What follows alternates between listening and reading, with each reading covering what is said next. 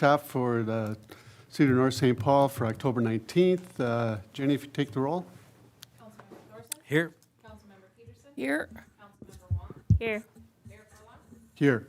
And Mayor Cole, excuse me, Councilmember Cole is absent. We do have a quorum. Motion to adopt the agenda. So moved. Moved by Councilmember Thorson, Second. second by Councilmember Peterson. Any discussion?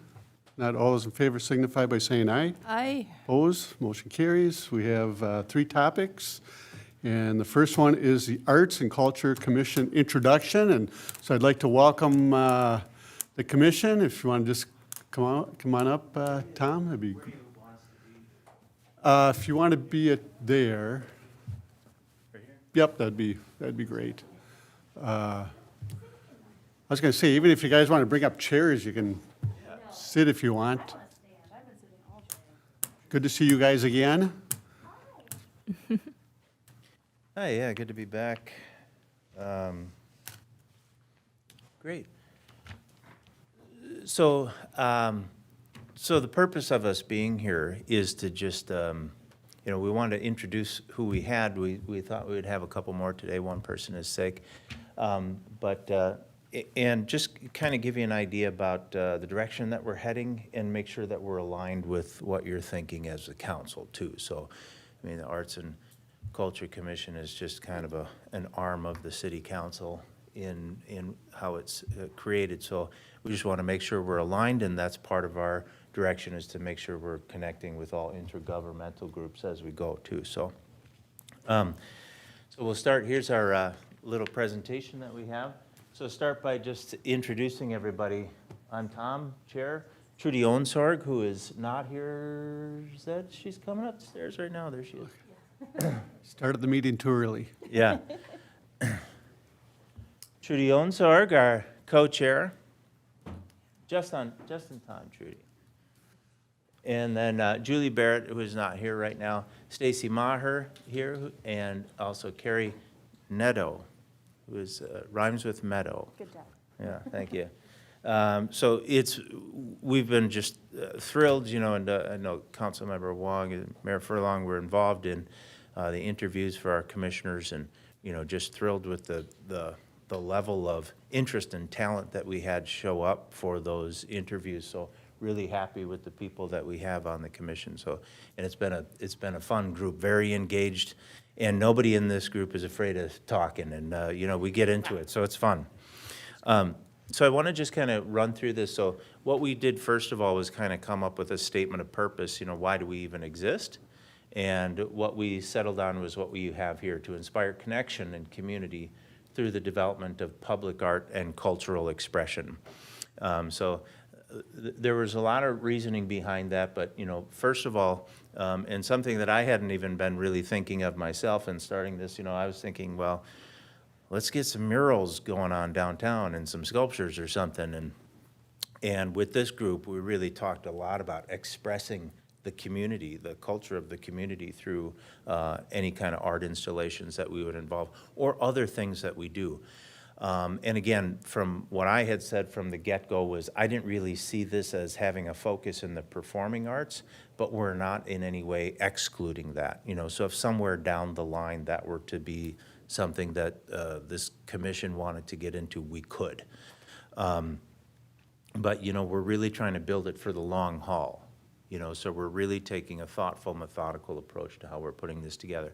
So if you want to go to the next slide, Carrie. So what we did is we had 4 directional statements. So how do we deliver on that statement of purpose that we laid out there? And we figured there were really 4 critical elements that we needed for this. That's the broad collaborative representation. So who is being represented in the work that's being done here?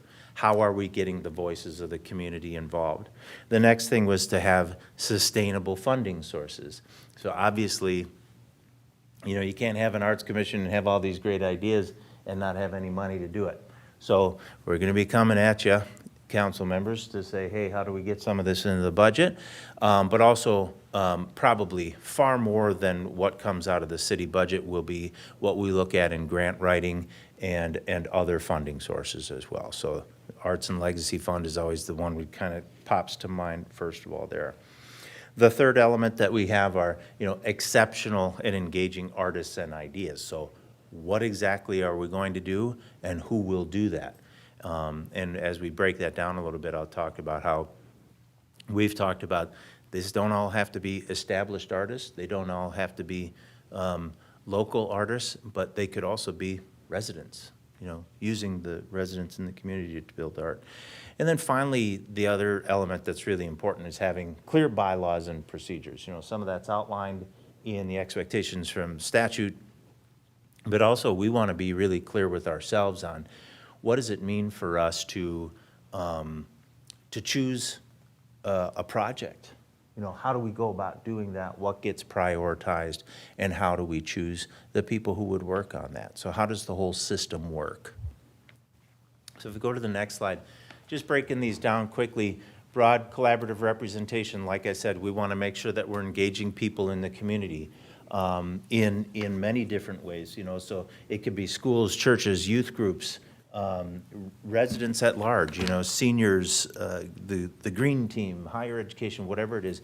And then business community support. How do we connect with the Business Association, Chamber of Commerce, the Rotary Club, et cetera.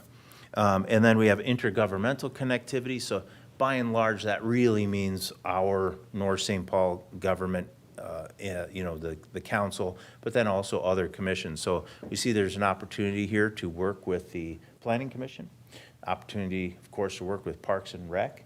So we want to make sure that we're connecting with them as well. We're meeting with the Planning and EDA this Thursday, and then Parks and Rec next week as well. And then external research and guidance, how can we learn from others who have done this before? So, you can see there's a lot of work there to just establish who we are. So the next thing on sustainable funding sources, really, we're going to be digging into state and local funds, business funds. Are there businesses, I don't always want to single out Love Ice Cream, but, Susanna's always said that she wanted to have a mural on her building. It's like, okay, well, how can we work with you to help make that happen and share the cost of that? But so business funds, those types of things. And then other fundraising, ad hoc, some sustained fundraising, and then also in the annual budget planning process. So, in our third one, exceptional and engaging artists and ideas. This is where we're really trying to talk about, well, what are the project types that we want to do? Who are the people that would do those are the artists? And what are the locations? So we really kind of start to look at the city as kind of a canvas. And where do we see that there's opportunity to bring things to life in a way to kind of express the culture of the people of the city? So finally, the clear bylaws and procedures. We need to have standards for ourselves. So what are the membership and role expectations, meeting cadence and routine? And then how do we communicate? Internally, how do we communicate with residents, et cetera? And then project selection, a big one, like I had mentioned earlier, and funding allocation. So how do we determine where to put the money first and that type of thing? So I'm kind of blowing through a lot of stuff here, but I want to see if anybody had any thoughts or questions about that approach so far. I think it's a good, direction for the group of putting all that together, and you got a clean slate pretty much downtown, and Yeah. clean slate in the city, because we've never really had this kind of talk before in regards to what our opportunities are for this to happen. Maybe Councilmember Wong she's the liaison for it, and I think having her on board too, she might bring a little, maybe want to say a few words in regards to kind of what your ideas or what you see in the commission. Yeah, I think, the commission has obviously, two brilliant people, and I think, you've highlighted some really great aspects in terms of engaging the community and different folks, either professionally or even just residents, to get engaged in the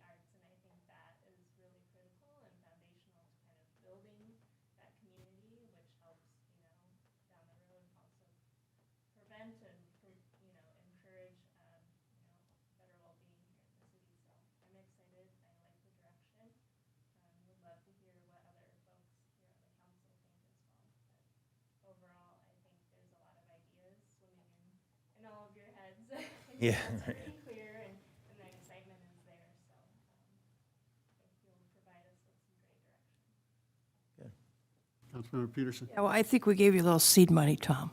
A little seed money. Good, good, thanks. Didn't we give them like some seed money? Yep. Yeah, so, I mean, you got something. We got some, You got something. great.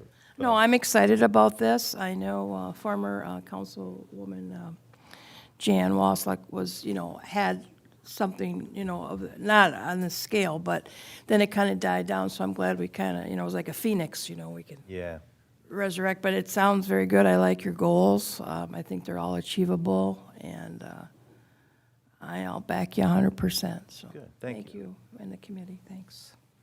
Councilmember Thorson? Yeah, you mentioned the murals, and that's, I guess, more of a direct question I have, and maybe at this point you're not ready to answer that, but if a business in town wanted to explore utilizing sides or their entire building for murals, what would the process be? Does it need to get approval from the city? And if there is some sort of cost sharing you're envisioning that perhaps, or at least you could be that first step to say, hey, I'm looking at doing this, but I don't know any mural artists or whatever, you guys could recommend people and Right. things like that. yeah, so the short answer is, I don't have the answer yet. I mean, I think you're gonna be thinking, especially in that bylaws and procedures area, I mean, that's just something we'll have to figure out, so what do we do? I think we are the first stop, hopefully, so if there's a business that has sort of, a wall they want to do something on, we'd love it if they came to us and said, how do we do this? Because we could then help them. So we need to figure out what that process looks like ourselves. What does our involvement look like? Do we partner with them on the cost? Like, it's something that benefits them because it's on their building and maybe it draws attention or whatever. So do they pay half of it or whatever? And then it benefits the city by, bringing attention to the city and beautifying the city in some way. So do we pay for half, or how exactly does that work? So all of that we have to figure out. But yeah, it's a really good question because all of those details are going to be important. I don't know if you heard, but we have a new restaurant coming in downtown. I have heard, yes. So Brandon is going to resurrect the Max, the old. I heard that, yeah. Type of thing. And we found the old sign that was in the old Max restaurant. Gary Mulcahy had it in one of his warehouses. Wow. So he's gonna resurrect that sign, and as you go into the restaurant, you're probably gonna see the iconic. It's awesome. The old Max sign, which is kind of art, it's kind of. Yeah. I know like in Vegas, they have the neon park, Yeah, which is really right. Cool. They preserve all the old neons and everything, so it'd be kind of neat to see the, preservation of the old Max sign. And then he also had some booths from the Max Diner. and Really? He's gonna Oh, that's look at great. putting those in there, that maybe waiting area or something, so, he might be someone to reach out to in regards Yeah. to, maybe he wants to do some art inside or, some more Yeah. stuff. or- Now we just need some of those old cooks to come. Right. But yeah, no, I'm all excited because, this is something that we've talked about for years. Yeah, it's great, and I think that, the North St. Paul Pride, I mean, people who live here are proud of living here. I mean, we take a lot of pride in our city, and whether you're, multi-generational family or you're new, so, I mean, I think there are people here on our commission who haven't been in North St. Paul that long, but really love the city and recognize what's here. And so I think we want to help kind of express that to anybody that comes around, who is the city and where have we been? There's historical aspects, things like that. So yeah, we're excited. We actually had to start a list of ideas because of course you get a bunch of creative people. They're creative, I'm not creative, but they get these creative people together and everyone's coming up with these ideas of things that we can do. And it's like, that's great, write it down, write it down, write it down. But first we gotta get our act together and make sure we have a foundation to build on. So you can't just start doing stuff.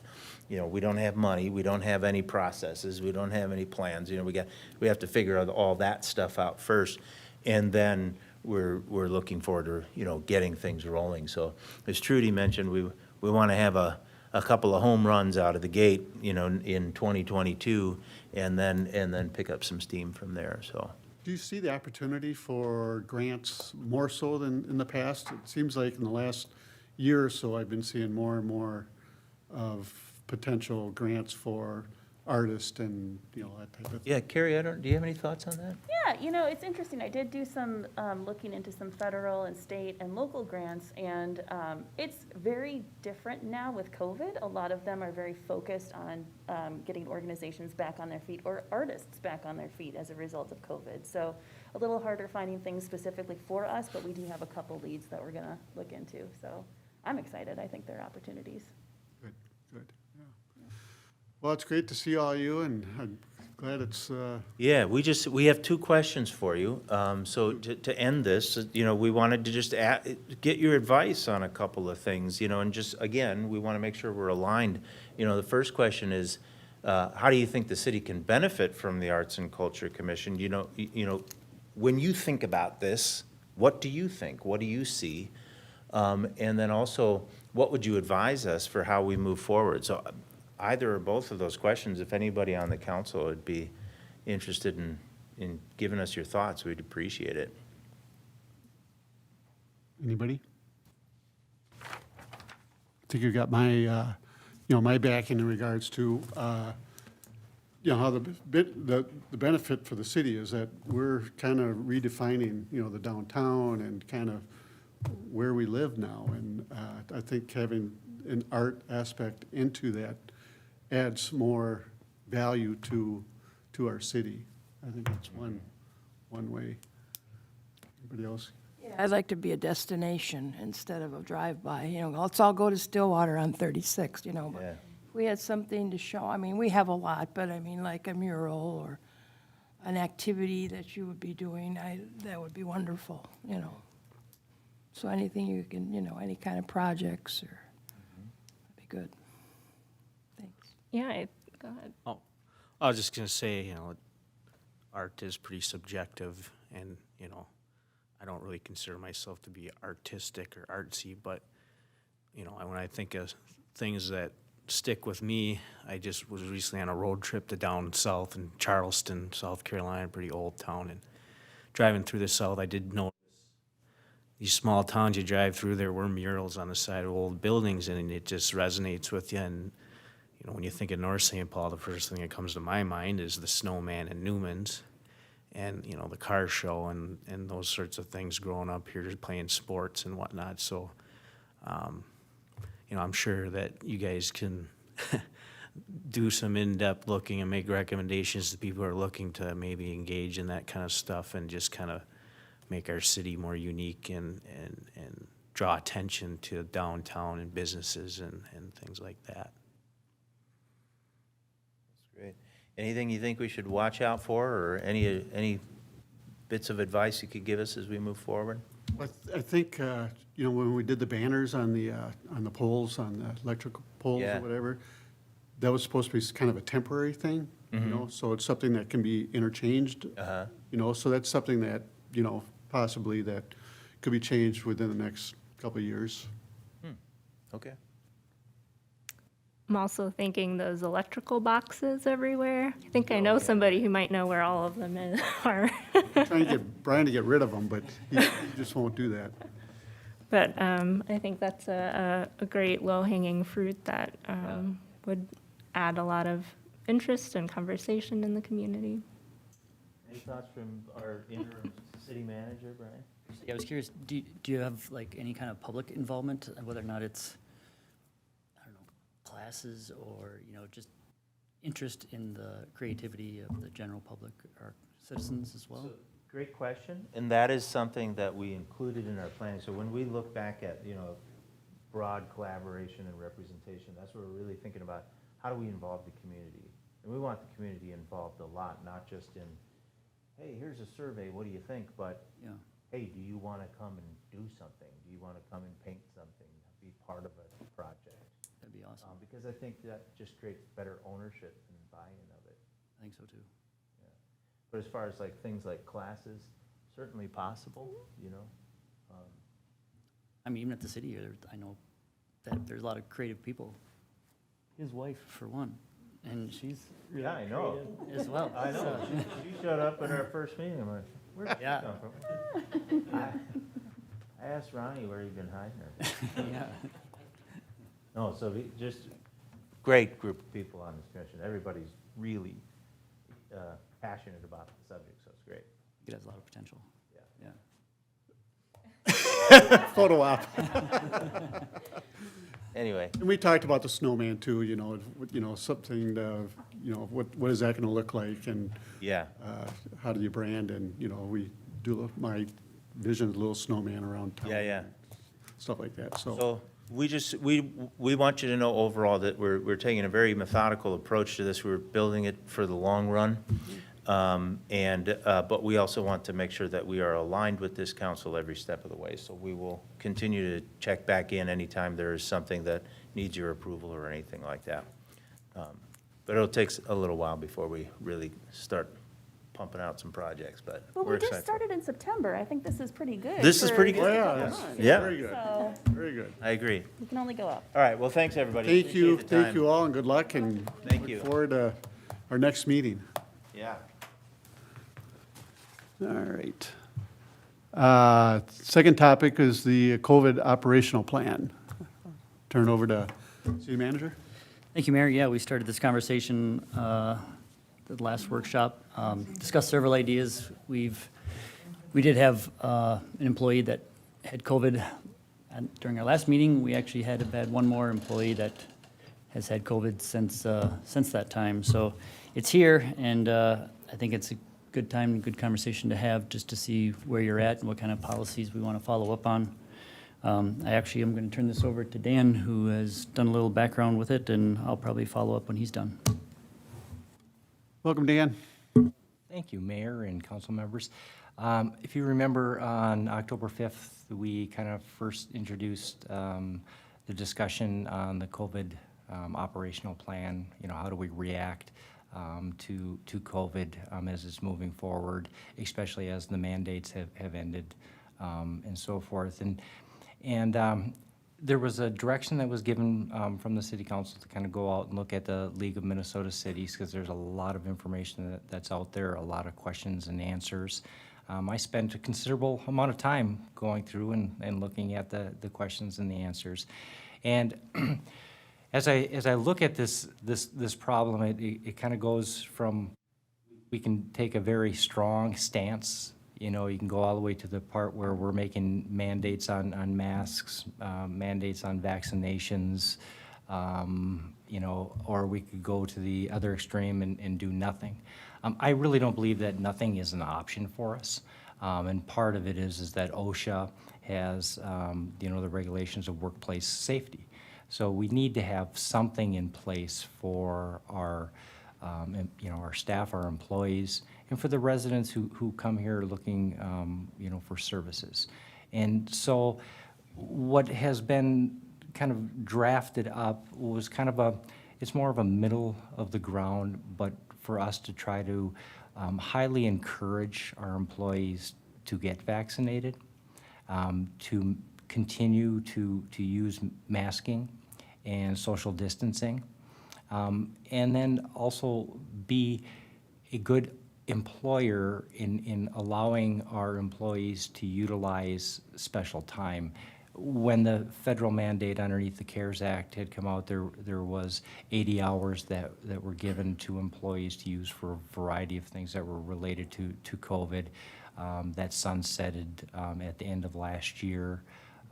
Part of this is looking at, part of this operational plan is looking at allowing individuals who still have a balance in that COVID plan to continue to use that, maybe allow some who maybe don't have enough sick, maybe they're a newer employee, to go negative in their sick balance. Part of what it is a cultural shift. I know for myself, I've been in the workforce for many years, and I'm not going to tell you how many years. But part of it is when you had a sniffle, you had a cold, or you weren't feeling well, our culture kind of dictated to us to come to work. be at work. We're living in different times right now. And when I look around at the workforce that we have today, everybody's very busy. And if we were to have somebody come in and expose the whole entire workforce and we were out, let's say 50%, I wonder how we would be able to provide the services to the city, and that's our ultimate goal.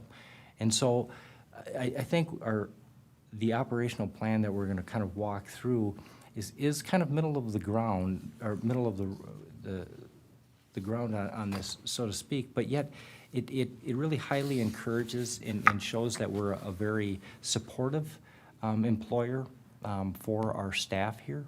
And we're encouraging them, based upon the CDC and the Minnesota Department of Health, that if they're, if they have symptoms, to stay home.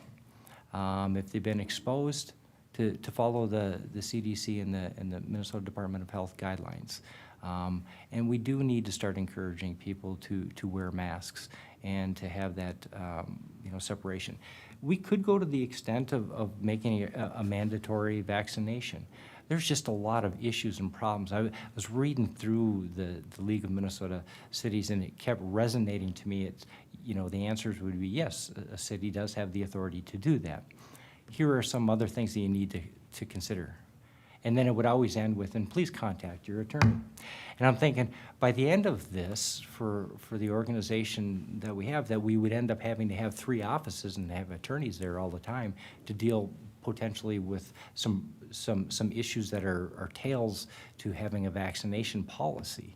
And the same as we potentially could have for masking, but more on the vaccination if we were to do a mandating. And then there's a whole component there that we would need to have some sort of way or system to be able to track who has been vaccinated. They would end up having to show us proof. And to make sure that they're now, as boosters are becoming available, that they're keeping up on their boosters and so forth. So it becomes so complicated, and every time that you implement something of some sort of tracking of any type of data, you end up with potential legal issues. You end up with costs that are associated with being able to do that, and staff time and resources to be able to handle those. So what we've got today to kind of present is again kind of middle of the ground,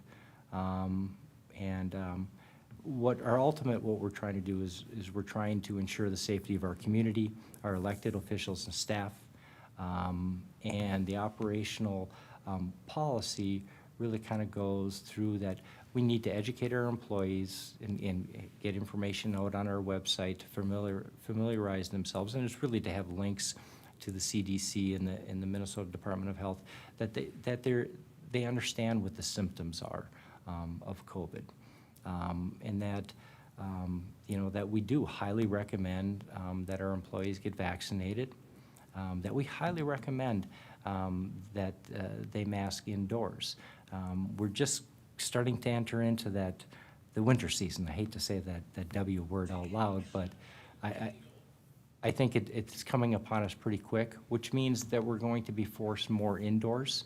We're going to be in more close proximity with one another than we have in the luxury of this spring and this summer.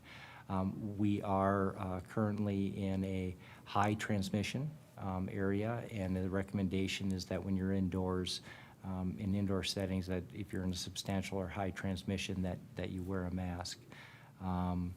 And even if we were not in those high levels of transmission, we should encourage individuals to wear a mask during this time period. And again, the social distancing components to it.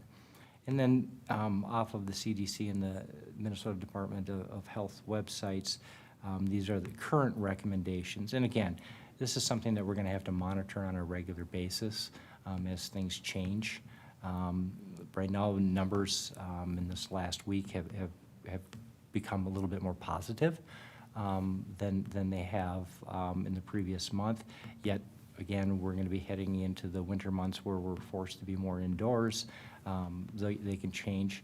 We may make recommendations back to the city council to strengthen this operational plan up. And you know, it may end up someday coming to the point where we are making mask mandates for our employees. But I don't think we're at that point right now today. So it'll tell what employees that are fully vaccinated against COVID-19, what they should be looking for if they're, you know, if they do not feel sick or they have symptoms. If they do feel sick or they have symptoms, it'll kind of prescribe what the procedure is for them.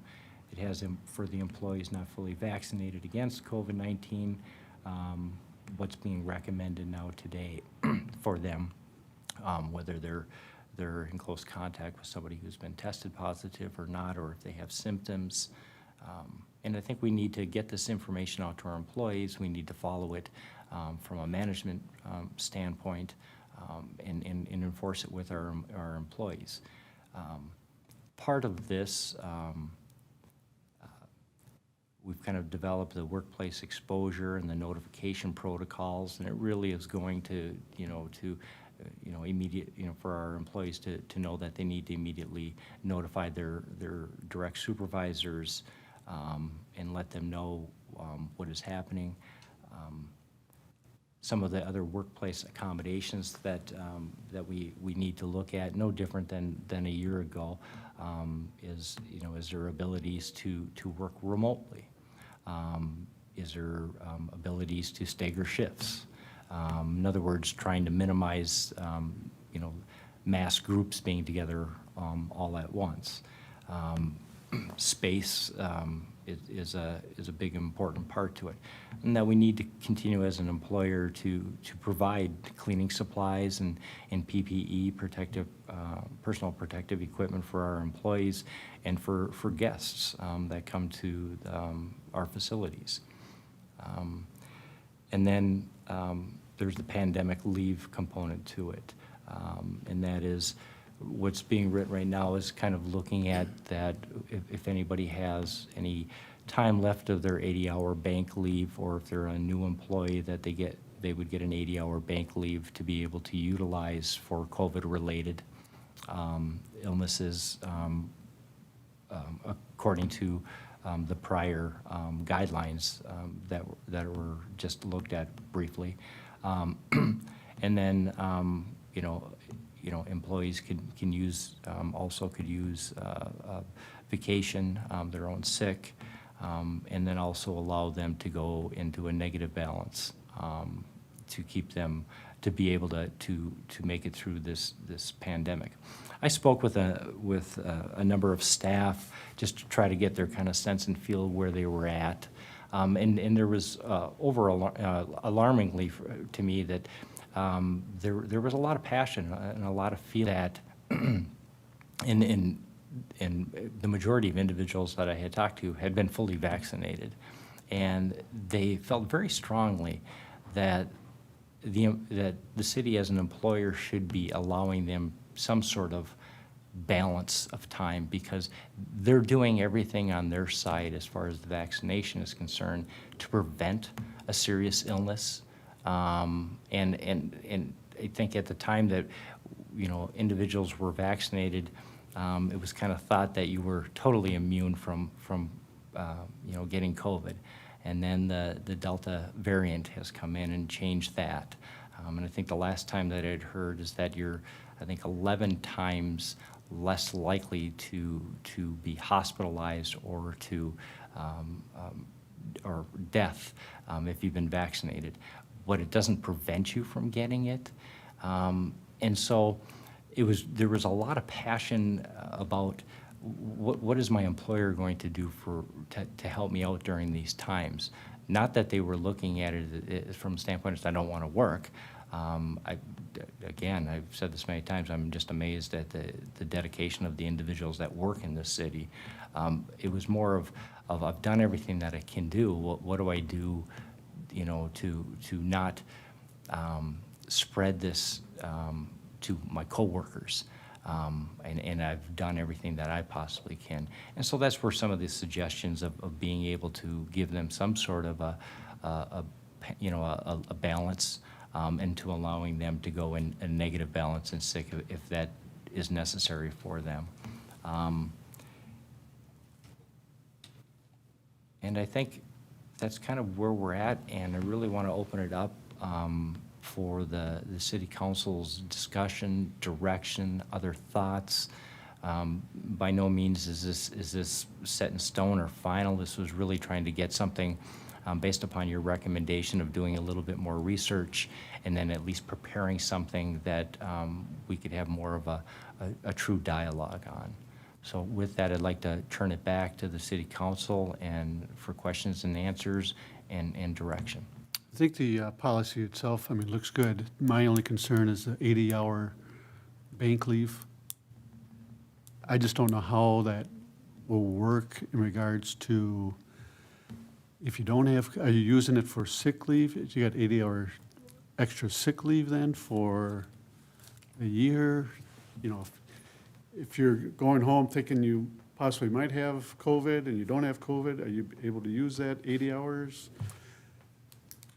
Do you know what I'm saying? I mean, to me, it's a fine line between if you're sick and then using that, you know, or if you get COVID and using that. I think there's a difference. I'll turn it over to you, because you got the, I've seen other institutions use the extra hours as to, you know, as an incentive for people to really monitor and as a way to really say, I am possibly sick, maybe haven't been part of an outbreak, I need to get tested, to do all the due diligence to protect their colleagues. And I think that that's an important thing to have, just so people aren't trying to hoard their sick time because maybe they're going to be pregnant and they need time off. But they really need, we are in a pandemic, and I think that there is some value to letting staff know if you need to do COVID-related things during this pandemic, that's okay. And I agree with that, and that's where I was trying to talk a little bit about. It's actually kind of a cultural shift for many of us. I think we through the years have been more accustomed to go to work when we're sick. We're now being told, you know, really not to, because we don't want to expose our coworkers. And it's the same thing with, you know, the same philosophy on the vaccination. It wasn't just to vaccinate yourself, it was to vaccinate yourself to help your neighbors. And so if we, how this is written in the first part, if we are telling them, hey, if you have symptoms, you know, to stay home so you're not exposing others, well, then in a certain way, we're penalizing them by saying, yeah, you're staying home and you're using your own sick time for it. Here, it kind of, I look at it double down, it's a double down for the city and saying, we're not only telling you to stay home when you're feeling sick, but we're gonna help you out too to stay home, because we're gonna give you this leave balance to be utilized. And it's utilized only for COVID, and it's not a carryover. And what I mean by that is if you were to leave employment with the city, you don't get paid out for any time that's still in the balance. It's used and it's only for COVID related. And again, you know, we're trying to encourage our staff to protect themselves and to protect others. And it's the same thing with the vaccination. We're not going to the point and saying it's a mandatory, you need to be vaccinated if you're going to work in the city of North St. Paul. We're not going to that point. We're saying we're highly encouraging it. It's even written in there that if you haven't been vaccinated and you need to get vaccinated, or even if there's the booster, that the city will allow you to do that during work time, and you will be able to be paid your regular hours for that. To me, those are signs that as an employer, we are encouraging our staff to do this without going to the point and saying everybody has to do it. Councilmember Thorson? Just some thoughts. I mean, I personally don't, or I've never prescribed to the cultural shift idea that you go to work when you're sick. I mean, I've always just assumed that was a common sense thing. If you're sick, you don't go to work, because if you're sick, you could spread it to other people, whether it be a cold, the flu, strep throat, COVID now. So to me, this just kind of seems like it's a common sense thing. I understand, you know, during these times, they're unprecedented, at least for most people, never lived through something like this. It makes sense to have a policy specific to this. I'm just cautious about us taking an aggressive stance to encourage people to do things like wear masks and get vaccinations, or likewise discouraging them from doing those things because, you know, if I have a toothache, I go see a dentist. If I'm ill, I go see a doctor. I don't come down to the city to seek medical advice. And that's what our role should be, to steer people who have questions towards the qualified people who can give information that they can make the best decision. And, you know, I consult with a doctor. I don't consult with an elected official.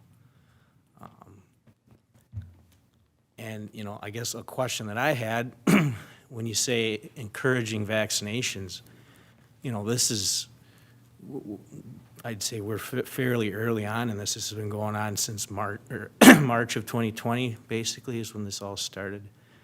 A vaccine was developed rather quickly. And at this point, we don't know long-term effects of the vaccine, correct? I mean, we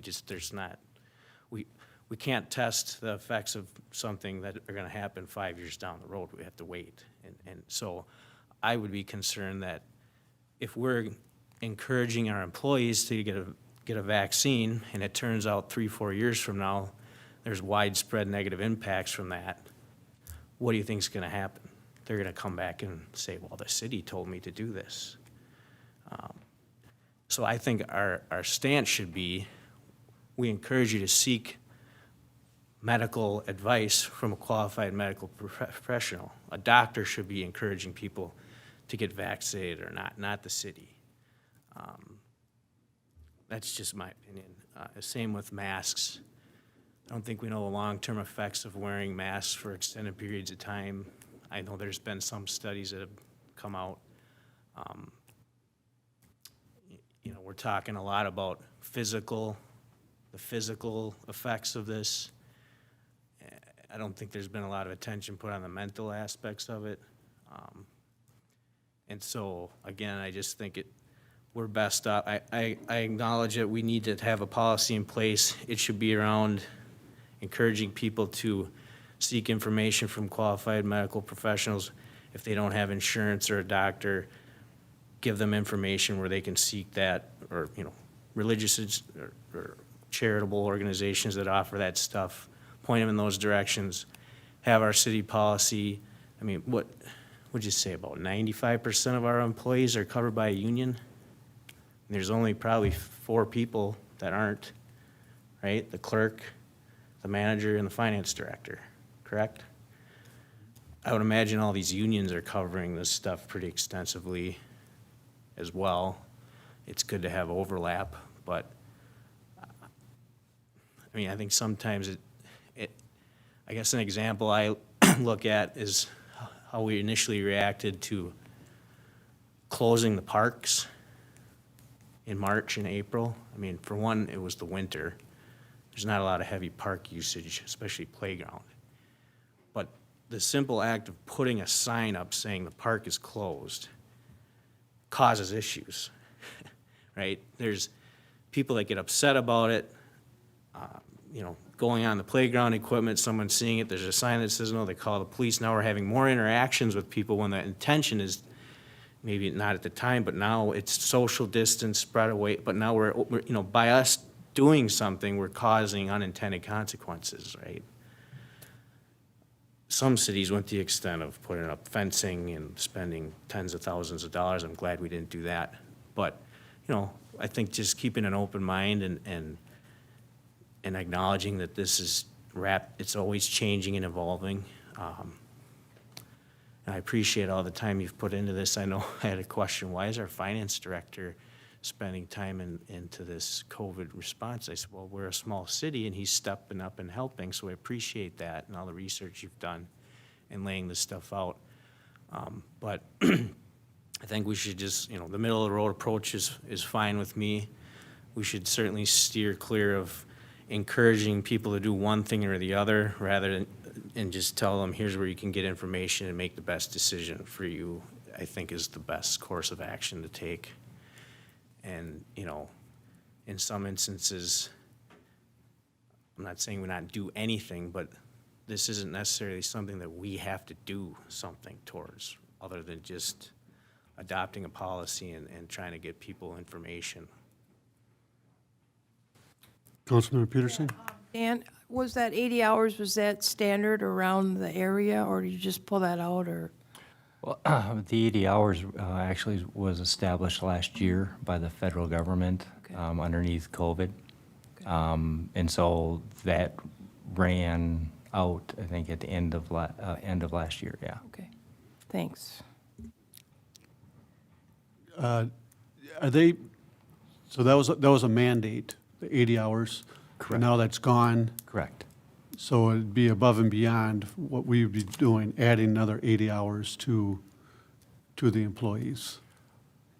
Are you saying that we'll be adding 80 hours to every employee then? Or people who don't have any banked hours? So how I would look at this is that if you have, for the employees that were covered last year, if you have time that's left out of your 80 hours, and there actually was not a lot of time that was actually used out of the pandemic leave part to it. So there's a lot of employees that would still have the full 80 hours. There may be a couple that would not have the time available.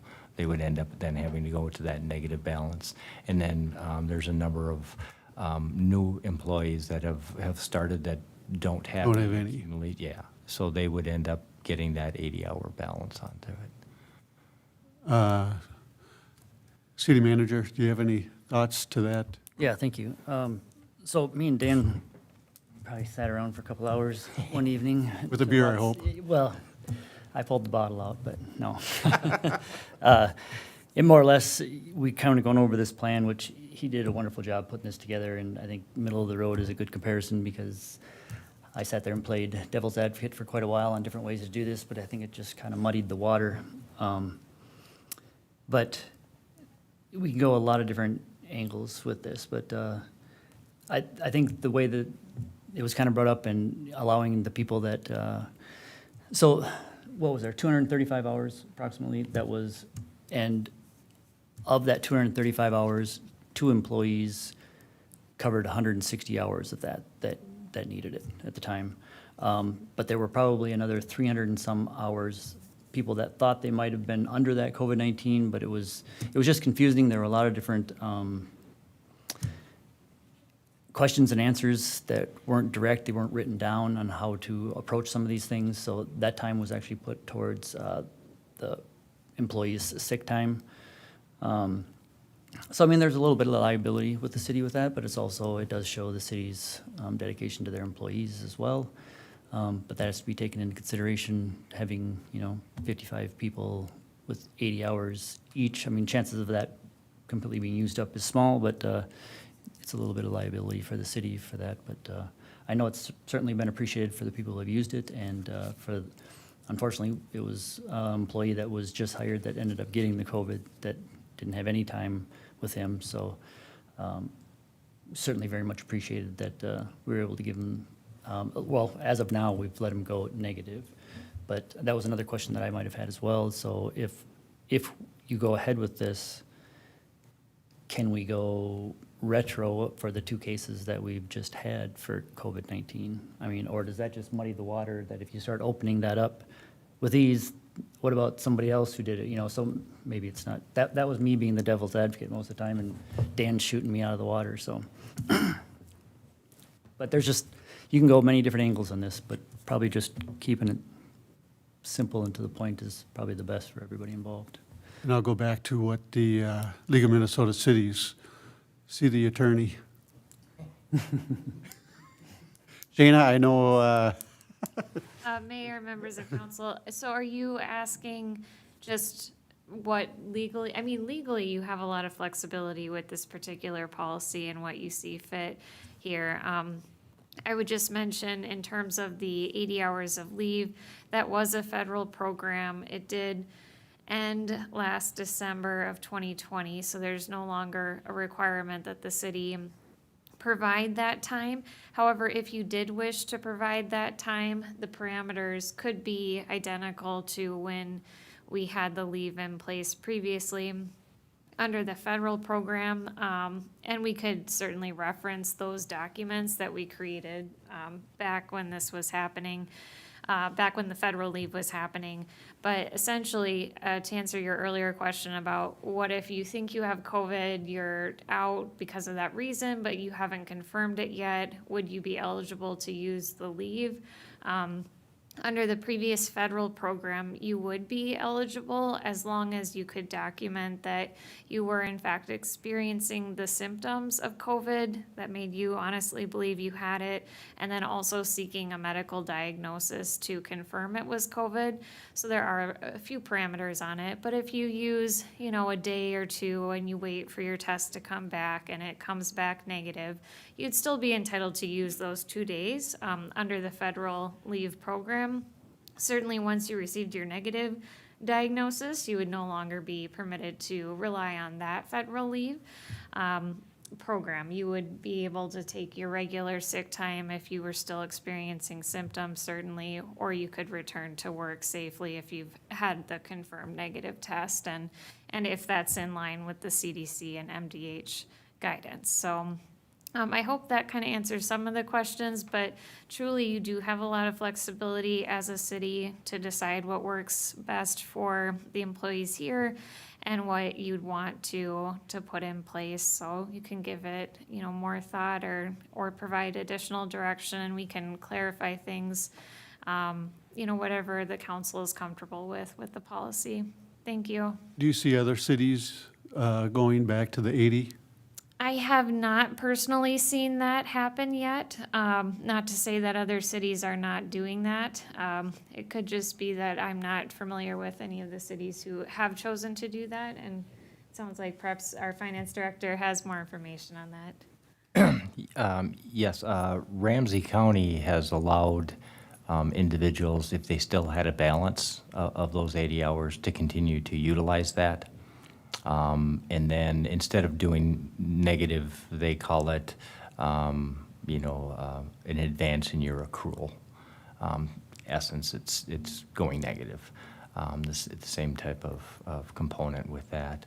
I am interested, since we've kind of thrown over to our attorney, there were 2 points that Councilmember Thorson had brought up regarding the mask wearing and the vaccination, the stance on that, and if there, I guess I look at it as if there potentially is, and there seems to always be potential, but is there potential exposure to the city if we were to be, highly recommending something and it finds out that the vaccine had some really adverse effects down 5 years from now?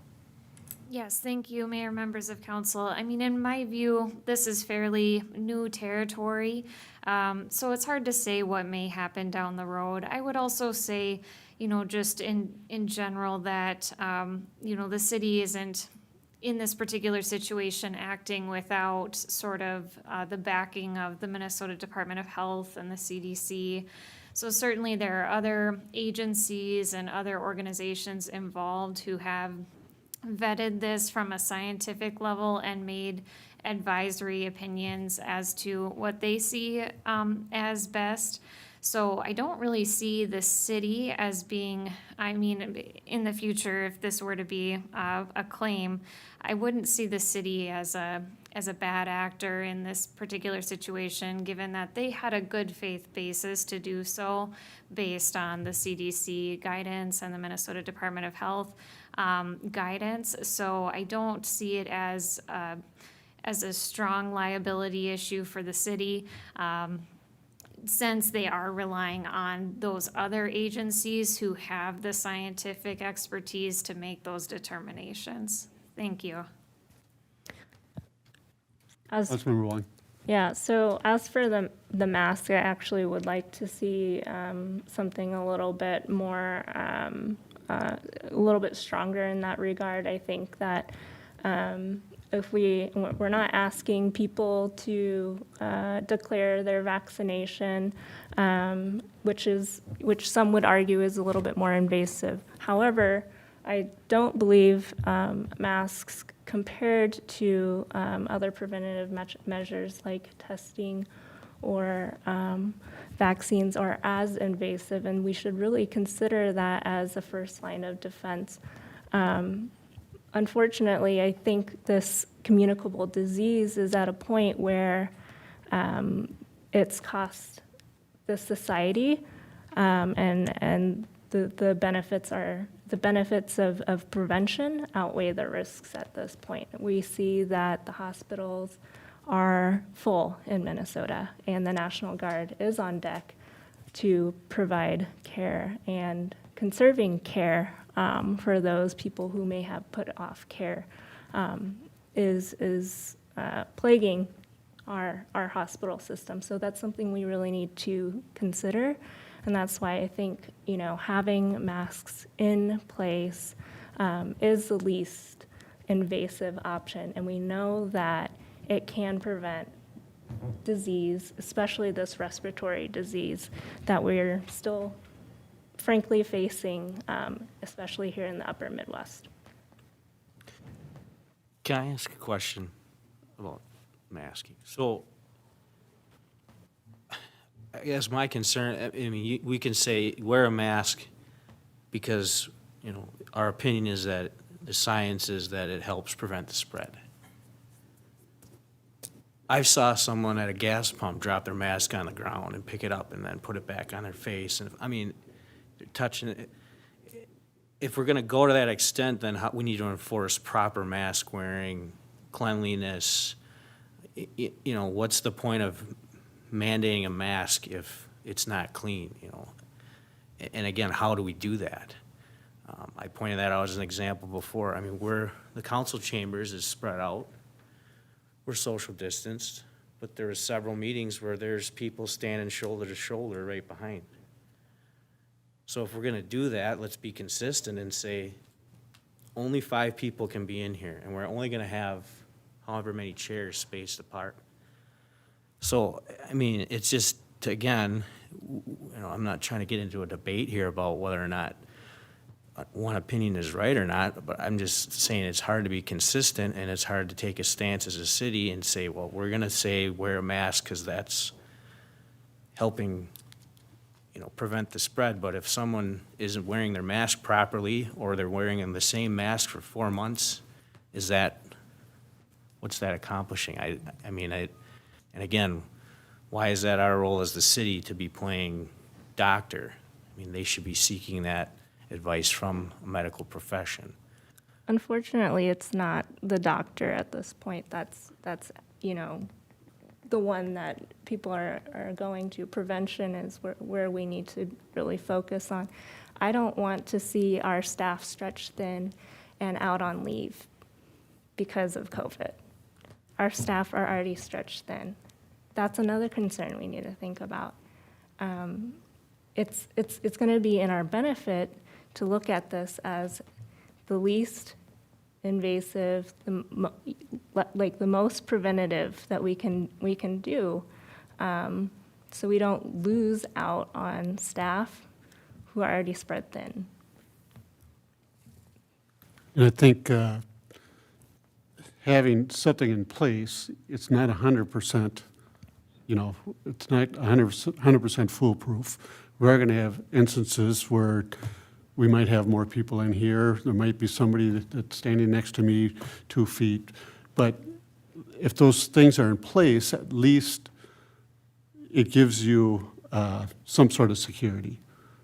Again, it's not 100%. I don't think we can go to that 100% of complete, you stand 6 feet away, you wear that mask and wash it every day. I mean, we can't tell people to do that, but I think having something in place at least helps.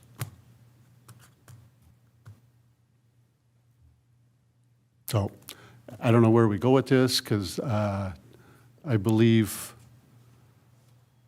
I like the policy. I think the, encouraging, it's not mandating. We're not mandating anything, we're just encouraging. I think that follows CDC guidelines, Department of Health. I think it's, there's, I think we have all had people in our lives that have had it and have struggled with it, and it is real, and it's something that's not going away, tomorrow.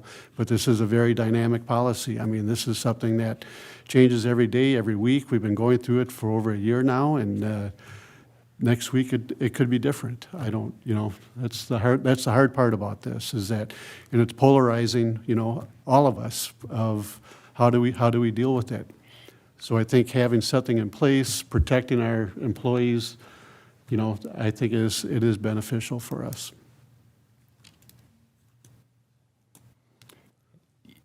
So would you like to see stronger language on the mask component to it, or could leave it where we're at today?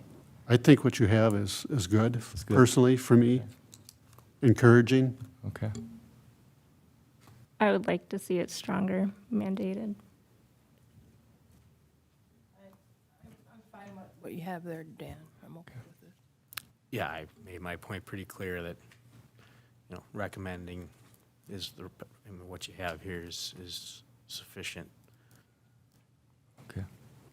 It's a starting point. Okay. I mean, I think, to me, that's where we gotta have something in place. And the 80 hours, I guess I'm okay with that. I mean, we are trying to protect our employees. We are a small town, and I hate to, yeah. And to be clear, that's for people who still have time of that 80 hours left that have not used it. Is that correct? Okay. Yeah, I mean, all we can do is put our best foot forward to keep our employees safe, so. Everybody okay with that? And I do want one final piece to it is with the stronger language on the mask is something that, we may not do right now, but I think it's something that we need to consider. Oh, yeah. And it may be something that is brought up.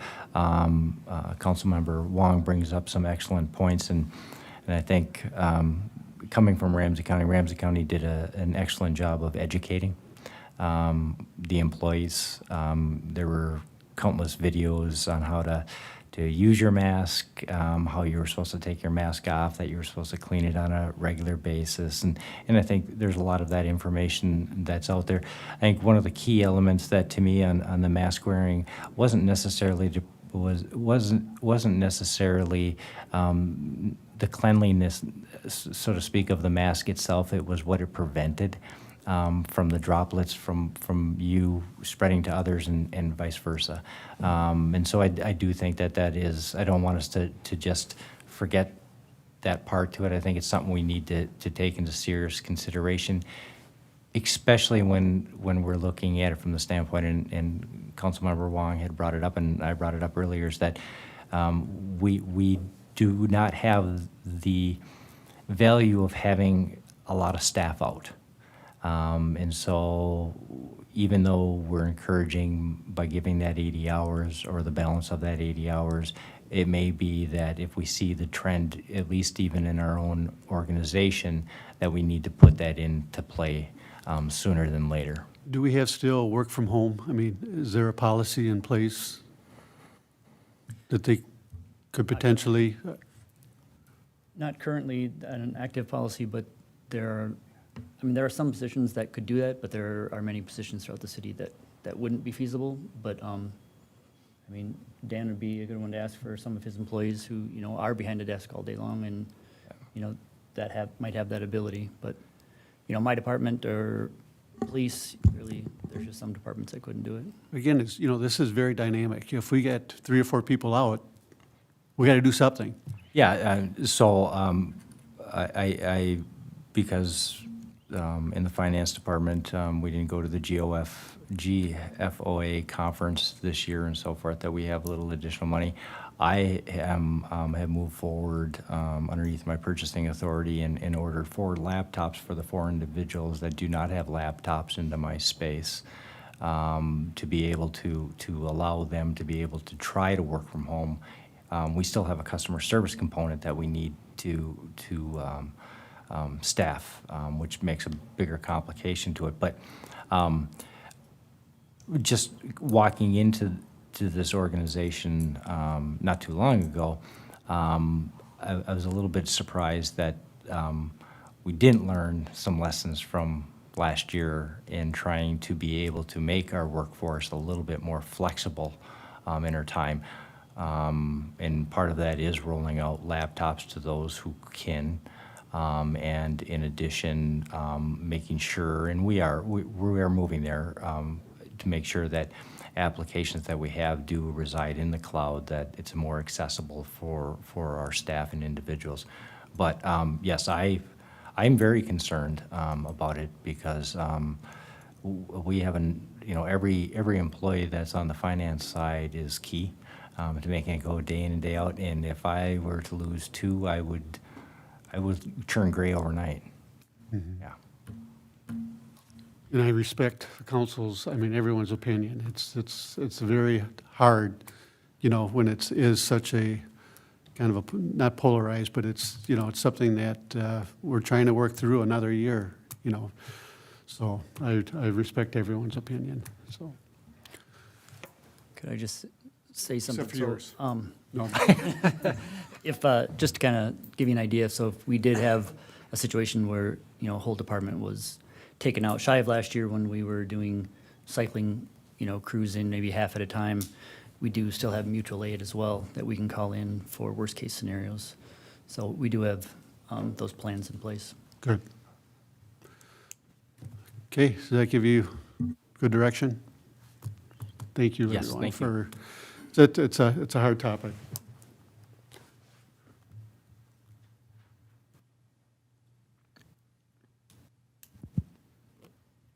And you got number 3, purchasing policy updates and annual training materials. Turn it right over to Mr. Winnick. Now, this item's a little bit more in the finance director's wheelhouse compared to the last one.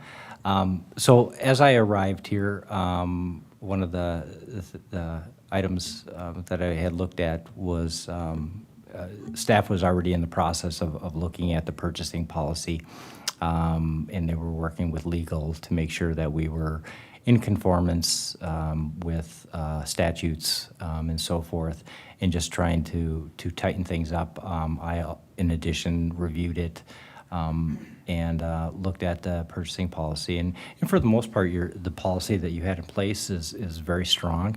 There's the right amount of checks and balances and accountability that's established. There just needs to be a little bit kind of a stronger sense or feel from 2 components. One, that finance needs to be able to take more of an active role. I'll use the example of a credit card, that the finance can actually shut a credit card off for an individual if it's being misused or they're not following the policy. And so that has been changed. Right now, I'm the one who can authorize new individuals in getting a credit card, and if they're not in compliance, I can shut off their credit card myself. And it's really kind of making sure that we were consistent and that we had the appropriate forms. So we added a couple of different forms to the policy. Then I developed, based upon this policy, and if there's changes to it, I'll adjust, but then I developed a PowerPoint training material which I intend to, after the city council has made their suggestions and we come back with the final purchasing policy, that I plan to hold that training at first with the department heads and then whoever else needs to be. And really what I'm going to be emphasizing in that purchasing training is just the bottom line fundamental that I strongly believe in, that when we work in government, that we're held to a higher fiduciary responsibility than that exists in other places, and that we need to take that very seriously. And there are statutes that are in place for policies and procedures and bidding and making recommendations. And I think we need to make sure and hold ourselves higher than other areas that we are in compliance with that. And I think this policy does that. I think the training materials will be a good piece to help educate the department heads. And part of the reason is because we have a number of new department heads that have come in recently. And it's a good opportunity for them to have questions and answers also. And it's really for us to be on the same page. And I'm not seeing anything that's radically wrong or anything at this moment. I know with all of the department heads that are in place right now, there's great communication with the finance where they're, if they're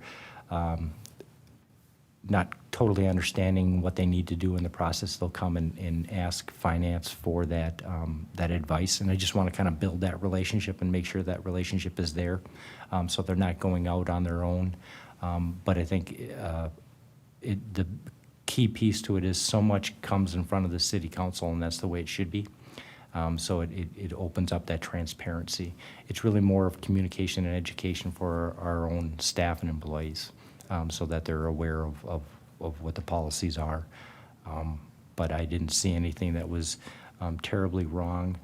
Again, the policy, some of the bigger highlights of changes that are in it, to be consistent with the Uniform Municipal Contracting Law.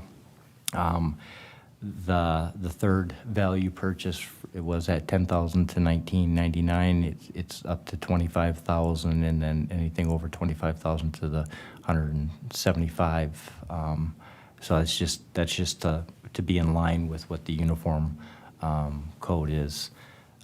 That was one of the bigger changes. The other big change with the credit card is that I will be the one who is overseeing the authority to that. I'm in a better position because we have to get the receipts and all the documentation. So if that's not being complied with, I can quickly, make adjustments and turn off a card if that's necessary for the individuals. And then it's really to strengthen the language because it's cited in a number of different places. And again, it's really coming off of statutes that any expenditure needs to be for a public purpose.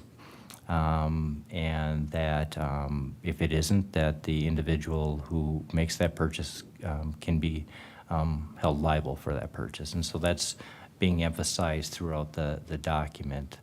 I think those are, and I'm going to ask legal here that helped greatly with developing these changes, if there was anything that I may have missed. Nothing at this point. Thank you. And so I know that City Council, this is the first time you've really got to see the changes. But if you have thoughts, areas that we need to change further, is this heading in the right direction? And then also if you can comment on the training materials themselves too. Any, Councilmember Peterson? I like that idea about the training. I think that's excellent. Then there's no question if there's comes a problem. Now with the new city manager coming on, that shouldn't be a problem. I mean, this is going to be in effect, and so be it, or Correct. And he'll there, probably have or he or she would have a credit card, I would assume, and then. Absolutely, and I'll take it away from them too. No, I'm just, no, if they're in violation. Let's be But, serious about this, Yeah, yeah. no, seriously, and that's really kind of where the intent is. The rest of the document itself is really in line with state statute. There isn't anything that's going further. So I can't foresee that a city manager would change any of those components, because even the city manager authority, is dictated by state statute in addition, so we're, in compliance with all of that. And again, the transparency in a city, and especially this city, is great. I mean, everything is coming to the city council. So it's really more about making sure that we are communicating and educating our own employees.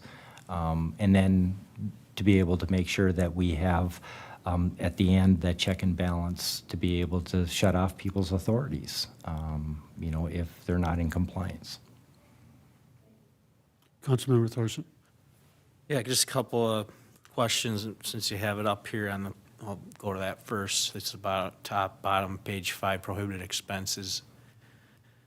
That last one in that first column, flowers.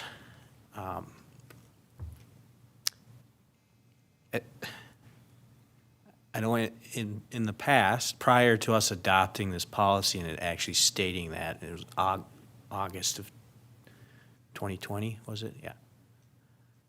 I mean, these guidelines still existed, we just didn't have them adopted, and it was cities, I think, past practices where it was common to purchase condolence flowers if a family member passed away of any city relation.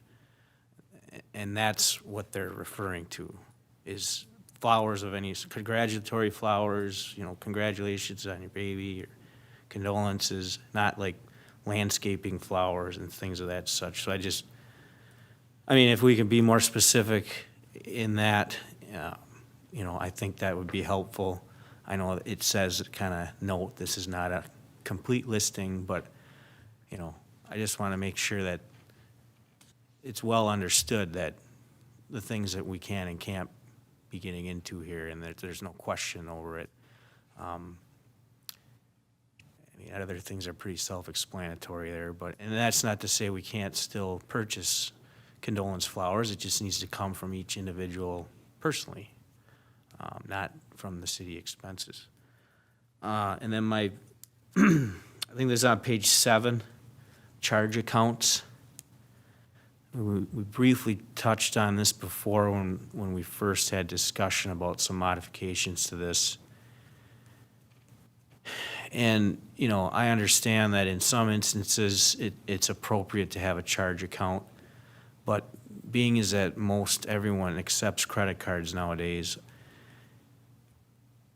my concern is that not necessarily our employees, but someone from outside, like, I can think the example I used was Home Depot. If we have a charge account at Home Depot, how can we have assurances that Home Depot is following their proper procedures, not allowing outside people to make charges on our city account? And I understand department heads review all those charges, but, if they're running up, they're buying batteries, and someone else goes in and buys a battery, and it's not authorized, it might be hard to catch if the employees at these places where we have the charge accounts aren't asking for proper information, an ID or an account number, or a password, I don't know, whatever it is. But I believe, when I first inquired about this, it was stated, well, we don't think we have many. So if we don't have many and we can't control the risk, why do we even allow for it? Would it be appropriate to just say, we're not going to engage in that activity, we're not going to put ourselves out there. We don't have charge accounts, we just use our credit cards, and that way we can assure you have, to make the purchase, you have to physically have the card, versus me walking in there and saying, hi, I'm Brian, charge this to the electric department. Oh, okay, I work for the city of North St. Paul, you're putting a lot of faith in whoever's employed at that place, to make the right decision to say, well, we're supposed to ask for your employee ID number, or whatever. So, what's your thoughts on that? I definitely don't disagree with you on that. Right now with the charge account, there's a list of individuals who are authorized, but you're right, we are putting an onus on the vendor to play that buffer or that security component to it to make sure that they actually are and that they're checking IDs, and we can't guarantee that for sure. We do get, with your example of the Home Depot, we actually do get, that receipt. That receipt is sent to the department head. And so it really is, the onus is on the department head to make sure that that charge was legitimate, that an employee of theirs in the city of St. Paul and for a public purpose made that purchase. Could we tighten it up by having more credit cards? Absolutely. And I have been looking at that. Our current configuration of how the credit card that we currently have doesn't allow as much documentation as I would like to see onto it, but have reached out with the Premier Bank and looked at the possibility of getting a different type of credit card where we could actually have the individuals, do a screenshot of the receipt, and it basically is uploaded into that document, so we have that, and then there's a part, instead of just jumping right to it, is how do we, from a staff level, be able to maintain and control those credit cards and the receipts and the documentation that's needed to verify those purchases. Right now, the Home Depot example gives us the appropriate documentation, except for there is that hole there that you brought up, and you're right, we can't 100% say that it was a city employee. We put that onus on the department head to be able to verify that component to it, that it was that was their staff. If we can get the credit card to be able to give us the documentation and make that not a labor intensive, and that labor intense comes from the finance side to it, then we would move towards that. So we are looking at that. And end of that long-winded part to it is we are looking at that to try to make it a little bit more tighter. Because what's the advantage of having a charge account? Do they offer discounts? I mean, we still pay those accounts off monthly anyway, correct? Correct. So, I mean, it just seems like, again, it's an unnecessary risk if we're saying, we have X amount of credit cards issued to specific individuals. When those cards are used, it's under that individual's name. If they ever hand the card off to someone else to use it, there's a form that needs to be filled out, and an explanation as to why. If we have an account open at, Bill's hardware store, and throughout the day, every public works employee has authorization to go in and make charges on the city, it just seems like it's more of a convenience thing versus a secure thing. Like, no, if you want to make a charge, this person does it. And outside of getting some sort of discount by having an open charge account, I'm assuming a lot of these charge accounts we probably pay with a credit card. So I just don't understand the need of having a charge or an open account with. I guess we have the Public Works Director here. He's the one that probably uses it the most, or the reason why. Ron, maybe if you can explain if there's a need for it or not a need for it, and. I would like to comment on that if I could, please. Yep. And I wholeheartedly disagree with, since the credit cards, since the issues that we've had in the past, they have made now a one-page form that they want you to fill out if you're going to make a charge on a credit card. So now, I might make, and Ron as well, 8, 10 or more purchases a month. So you're filling out that form every time you do that. It's not a simple, you could put all your charges on one form and make it simple. It's not how it was set up. I've worked for the city for 22 years, 21 of those years have been in management, and I can count on two hands probably issues that we've had with charge accounts that make it easier for employees to go out there and make a purchase, whether or not it's for batteries or what have you, for the jobs that they're out there, as opposed to carrying around a city credit card with them all the time that people lose wallets, the number gets out there that make charges on.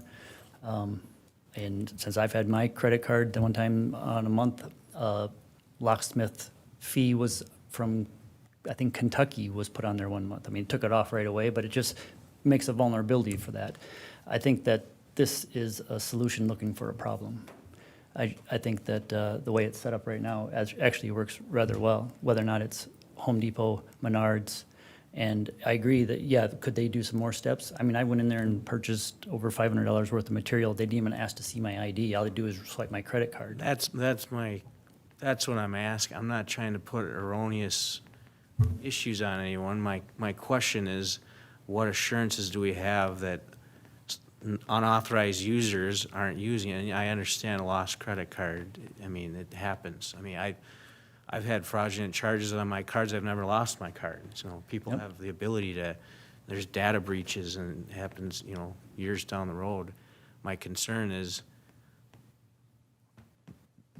just that what I stated before. What assurances do we have that these vendors are properly ensuring that outside people aren't making charges on our card? And then we're putting the reliance on the department heads, to catch that. And if they don't, then it's on them to reimburse the city, and they didn't even do it. I mean,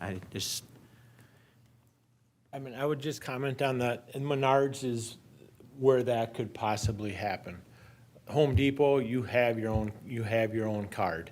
So that, so if one of my employees charges something there at Home Depot, it comes through, it has their name on it, it has their chart, I mean, they have their card. Someone would physically need that card in order to charge on that. Menards is a charge account. You go in there, you give them a code, they put that, you say, hey, Ron, here's the code.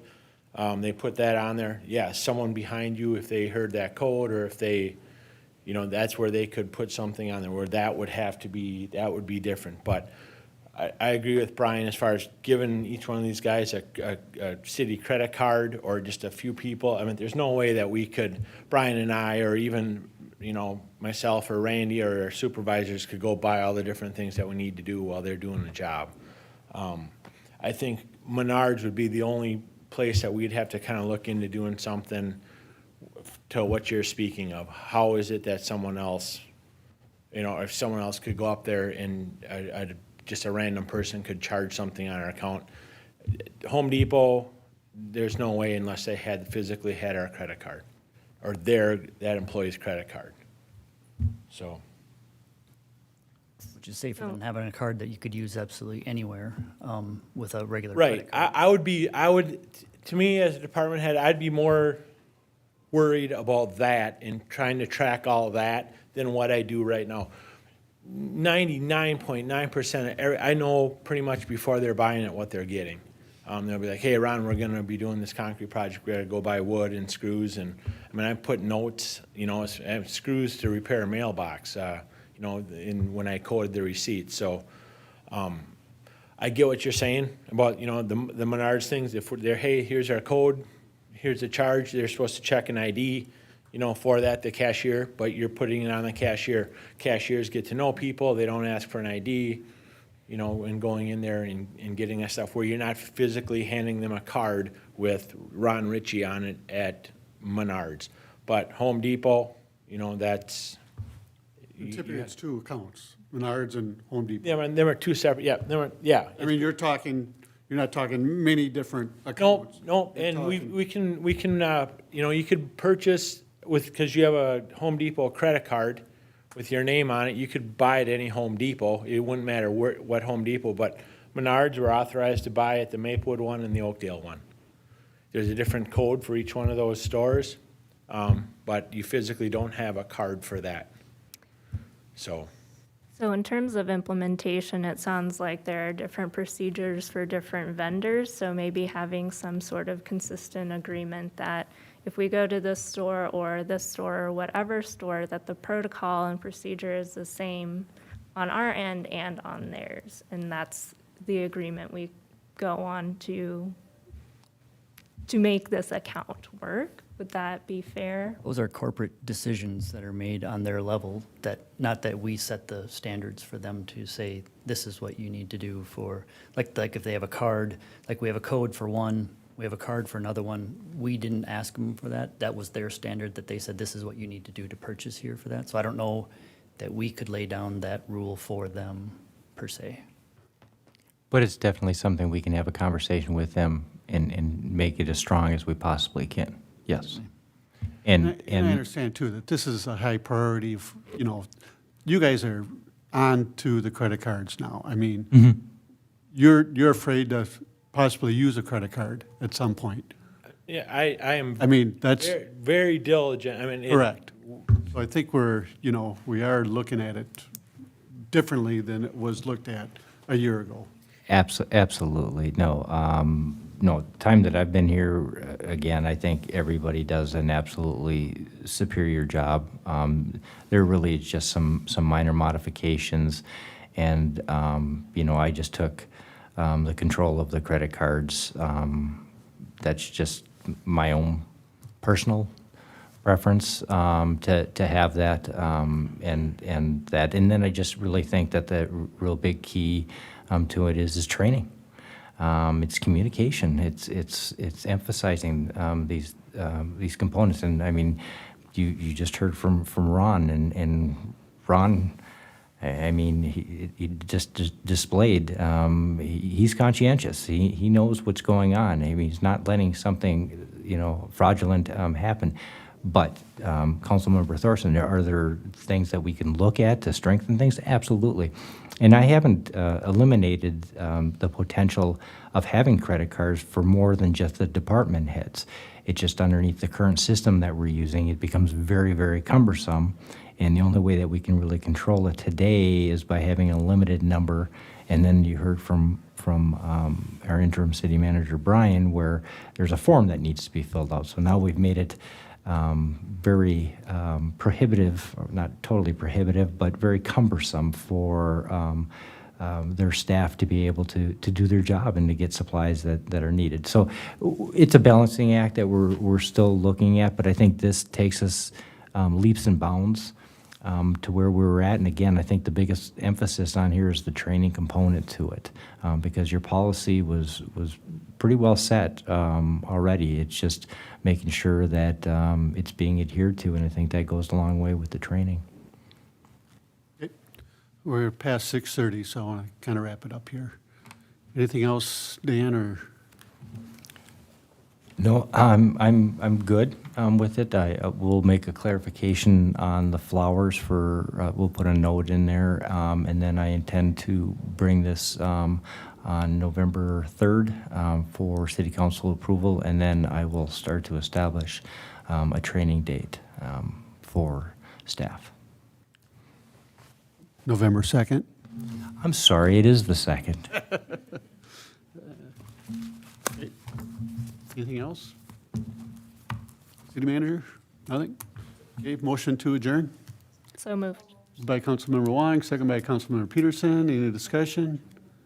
If not, all those in favor signify by saying aye. Aye. Opposed? We'll adjourn for a couple minutes to switch over the feed on the TV.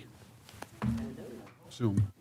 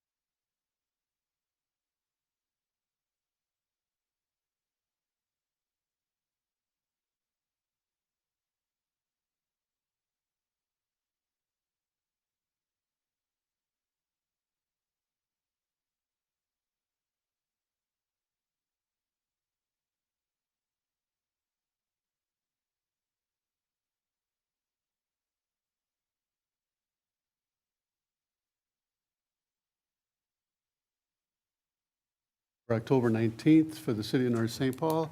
If we could stand for the Pledge of Allegiance. I pledge allegiance to the flag of the United States of America and to the republic for which it stands, one nation, under God, indivisible, with liberty and justice for all. I'd like to welcome everybody. This time, Jenny, if you take the roll. Councilmember Thorson? Here.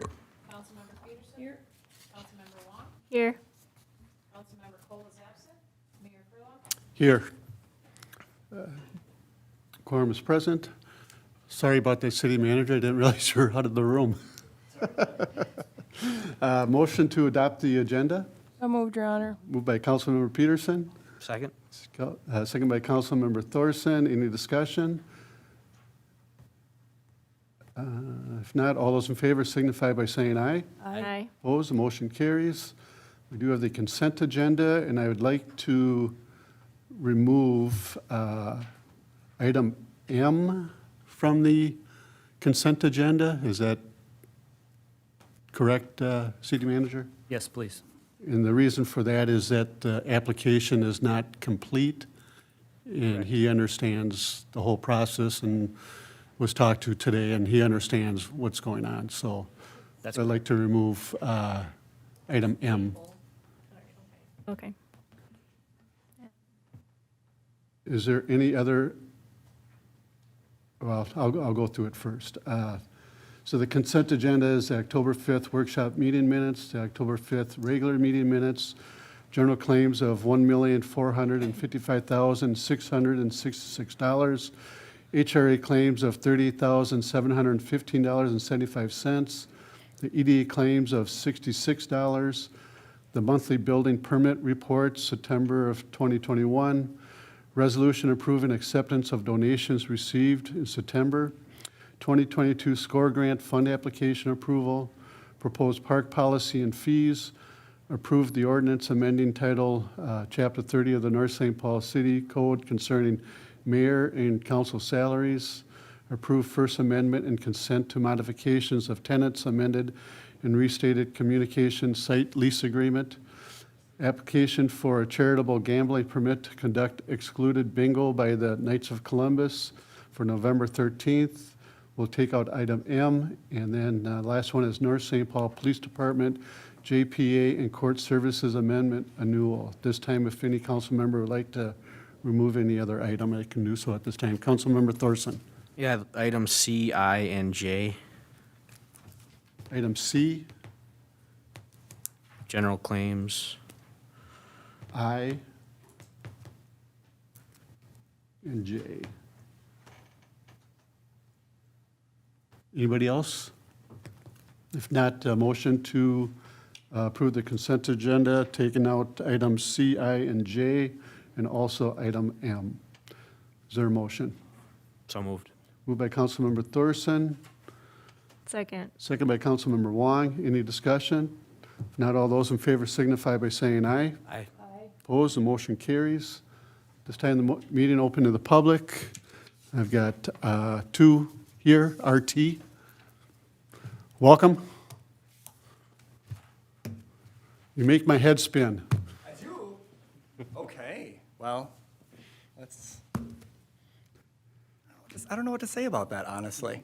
Is that good or bad? No, it's just from all the emails that were flying out this Yeah, this you know, last weekend. and first of all, where's Soren? Hey, Soren, thank you. Thank you for engaging in the process and sitting down and meeting and going back and forth a little bit via email. That was great. That's What I mean by that. Yeah, no, There that's. was a lot going on. That's what ahead. I'm appreciative of that, so I appreciate Soren. I did write a little bit today, though. So when the Eagle Scouts reached out to you guys regarding a presentation on wood duck houses, did you respond? I mean, wood duck houses and the lessons learned by an Eagle Scout are important, but what economic impact do they have? Kokora Volleyball brings approximately 150,000 unique visitors into downtown. We're unique because this is a captive audience for an hour or 2 hours, where they're gonna drop off their athletes, they're gonna hang out, and then they're gonna go home after 2 hours. They're not necessarily, because they're coming from a distance, they aren't gonna go home and come back. They're gonna stay in the area. That's what makes them unique. And that's a potential impact of approximately $1.5 million per year if they just spend $10 on their visit. That's going and getting gas, that's going to Target, that's visiting the local shops that are downtown like Love's, who we worked with this past weekend, and handed out information so we would drive business over there. The time the Councilmember Cole, not here today, You can talk to him, though. okay, thank you. The time that Councilmember Cole is spent on the unsightly, biologically beneficial weeds in Casey Lake is important. There's no doubt about that. And equally as important are his updates when he comes back to the council and presents and makes things public. But what kind of impact do those unsightly weeds have on taxpayers? We've presented you, as you know, with an offer to purchase the building. And that offer would decrease the tax levy by approximately half. Yet, when we ask the city manager to be on the agenda and make a presentation, we don't even get a response. Further, I've heard no updates from the council formed that was in charge of whatever it is they were in charge of, negotiating with us or communicating with us. I've heard no updates, and I've attended every single meeting since July 7th-ish, when they were appointed on that committee. I've heard no public updates. Yet, I found out from their attorney that they met with a commercial property advisor of some type. That would have been good to know. That transparency is needed. Otherwise, we fill the information gap with our experiences. And I'll be honest, our experiences haven't been awesome all the time. Information we know has been withheld from the council. Even this last time, when we submitted an offer and made it clear in our meeting that the library portion was negotiable. Council members, if you want the library to say the word. So We have- RT, we haven't had that discussion yet in regards to that. Great. We haven't had that meeting yet. Okay. So you're jumping the gun in regards Okay, to because all what I was that. told by the attorney and Brian, it was more Soren than anything, was that we'd hear back by the end of the week, something would be put on the agenda, you guys would meet in closed session, that all of those things would potentially occur. I've received no word about anything. And I guess that's my concern. And I'm gonna move on. I'm gonna move past that for now, because I need you guys to understand who we are. Okay, I mean, you guys know that we're successful at volleyball. We've won a national championship. We have All-Americans. We have area champions. But did you know that Kokoro Volleyball helps local grade school, middle school, high schools, and colleges and universities raise funds to support their schools and athletic programs? Since we were open here in the Metro, we've helped programs raise over $1 million. We've been open for 10 years. And these are local programs. You guys heard a little bit about that this past summer when we were talking about North High School and the fact that we helped them raise $10,000 for their volleyball program by hosting events on 4 simple dates. That's the impact that we have on this community. Did you know that Kokoro Volleyball provides access to physical, mental, and emotional wellness programs for all of our athletes, including, but not limited to, physical strength programs, of course, volleyball, but academic tutoring and counseling services? There's not a program in the Metro, possibly in the nation, that offers the services that we do to our athletes and families. We provide scholarship funds and fundraising opportunities for our families so that they can afford the program, because volleyball is expensive. Traveling and playing in big tournaments, that's expensive. And we provide between $500 and $2,000 toward their fees if they participate in those activities. We run the largest events in the Twin Cities. And we lead North Star Volleyball United, which is a group of club directors in the area that collaborate and coordinate things. But we are the leaders there. And per the recommendation of State Senator Weiger, we sat on the committee, the governor's committee, to reopen youth sports during the pandemic. We volunteer our time to do those things, to help the other businesses in the area and help the kids. We're great tenants. You've said so on many occasions. And I'm exempting no one from that because I know you've all said it. Did you know that we're the ones that help the library when things just don't quite go right? When their roof is leaking on their collection or near their collection, we're the ones that go up there and fix it. We did that on many occasions for them.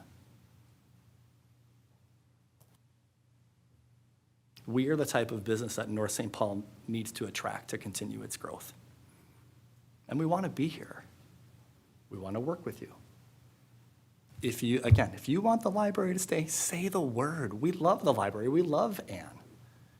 And we've presented you with an offer that if you want, you can meet their needs too by moving them. They were there today and they said they'd love a new space. Accept our offer, work with us on that offer, and if you still want the library, move the library. Engage Again, in we a new haven't, 20-year we haven't agreement gone with in the RT. So- You know, we haven't been presented the offer. And, you know, with selling the building, you know, back when Shifsky's was looking at it also, we determined that as, we didn't vote on it, but the popular of the council was to keep the community center. We feel that we need it for our future, so we wanted to keep it. So we haven't discussed that yet in regards to your offer yet. Okay. But I'm just telling you that, you know, the That's fair. majority of the council, Yep. a while back, we're going to keep the community center And as an I'll- asset for us. I understand. And what I also know from listening to those closed-door sessions was that the information provided to the council at that time when they made that decision was not fully presented. It wasn't. I mean, if you want to go down a tiny rabbit hole, we know that the city makes money on the building right now based on the contracts and et cetera. And if it's in the range of $70,000 per year, which we think it is, but even though I've submitted 2 data requests, I can't get any of that information. Submitted twice. So if it's $70,000 per year, we've been there for 7 years, that's $490,000. Where's that money? You're about to levy the taxpayers $650,000 for capital improvements. There should be money saved. And you have an offer to purchase the building. I'd like you to sit down and actually consider these things and consider factual information, including appraisals that are done by a bank. Why is that important? Because they're the ones that are going to loan the money. And if you have a bank that's only going to give you a certain amount for it, by the way, our offer is the full appraised value of the latest appraisal. Full appraised value. So if you think it's worth more and a bank is only willing to loan that amount, that person's going to have to come in with that amount of cash. Good luck. Thanks, RT. John Schmall.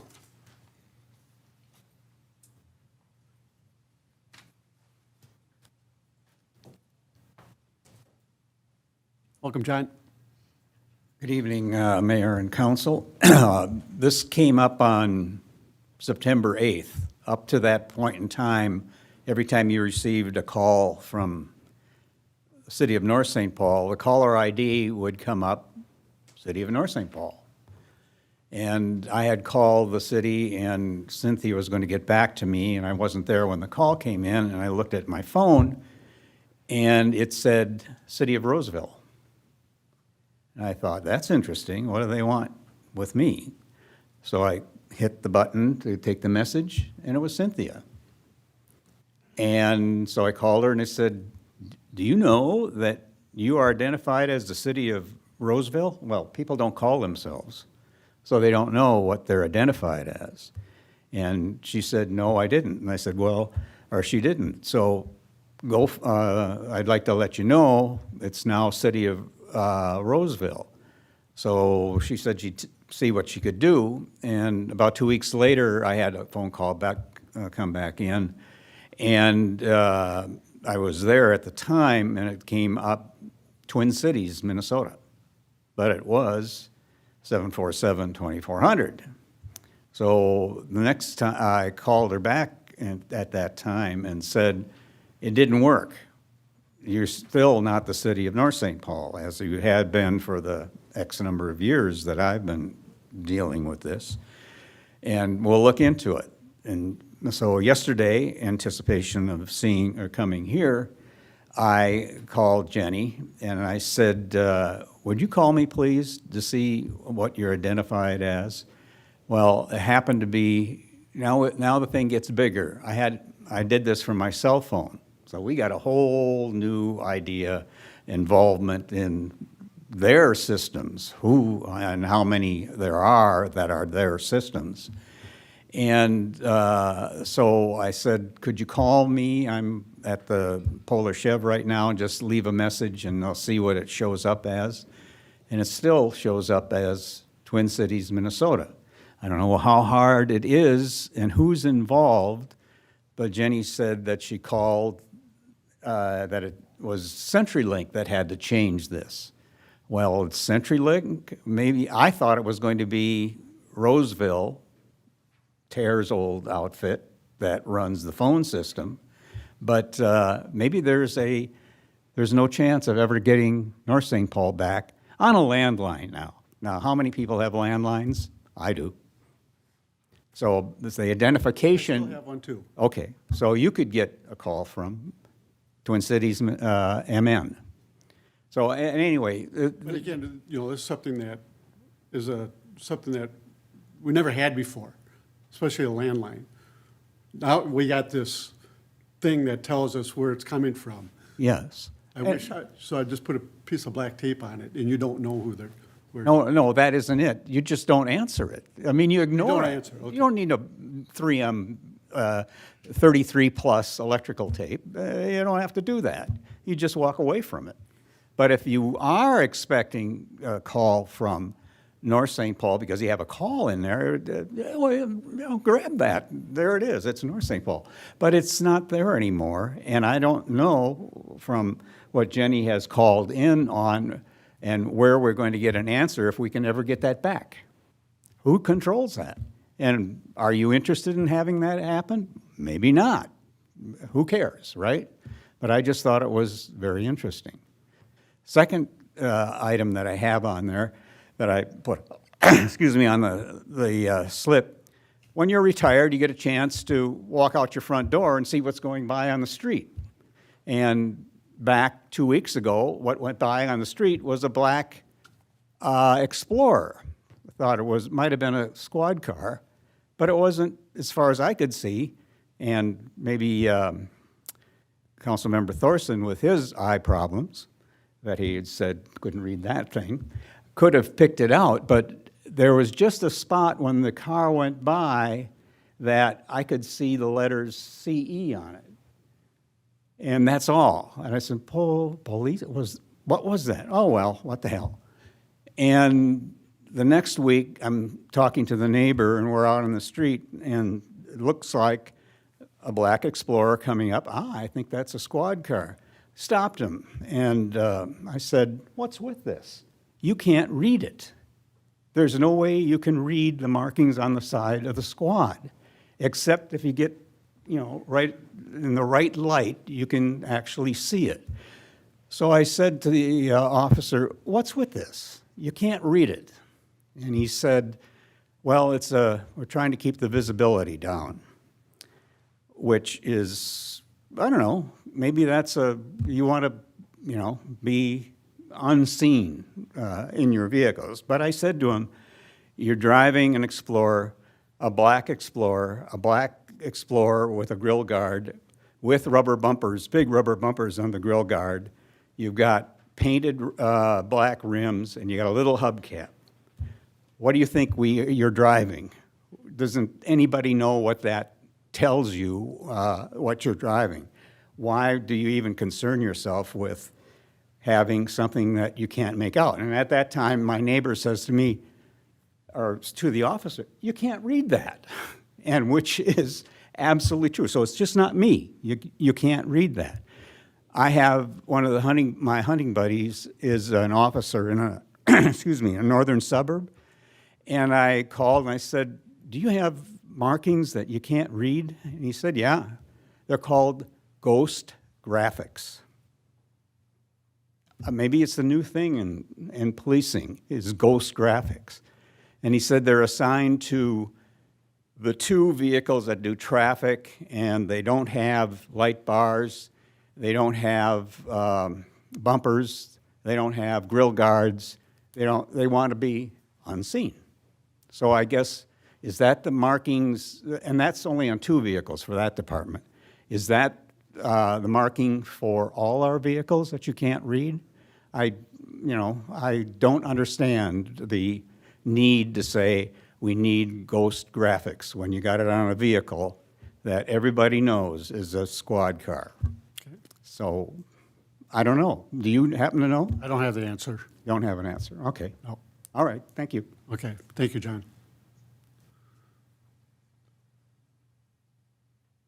We have anybody on Zoom? Nobody on Zoom? We have no public hearings, so at this time, we have the city business and action items, and I'll turn it over to City Manager Frandl. Thank you, Mayor. The first city business action item and recommendations is the award the sale of $2,525,000 general obligation refunding bonds, Series 2021A. I'll turn that over to Dan Winnick, our Finance Director. Mayor, council members, it is with my great pleasure to introduce Terry Heaton from Baker Tilly. She will talk about the results of the bond sale today. Welcome, Terry. Appreciate it. Yep, you can use that.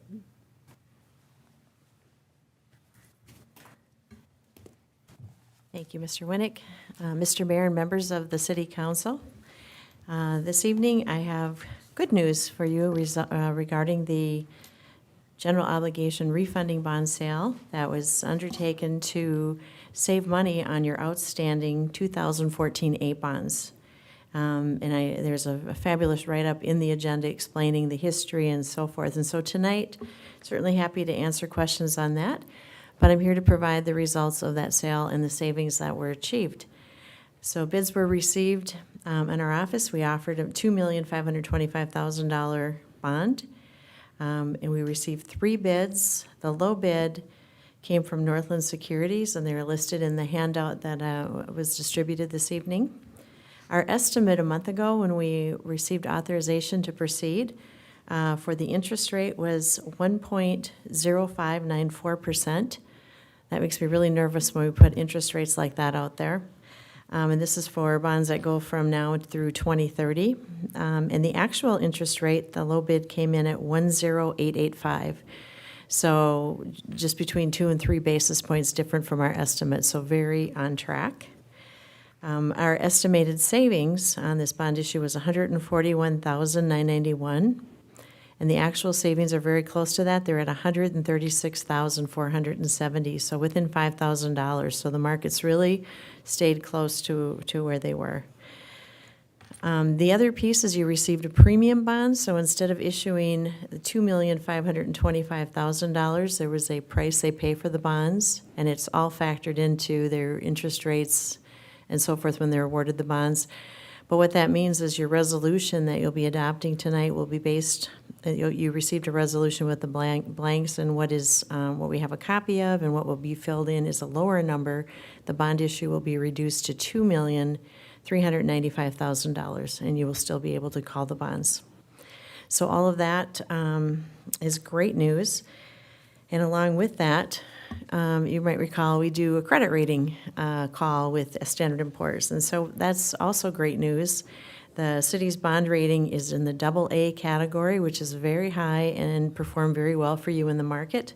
That was affirmed by Standard & Poor's, and they had a lot of very good comments about the strong economy, the growing market value, continued residential development, and being part of a broad and diverse market as part of the Minneapolis-St. Paul MSA.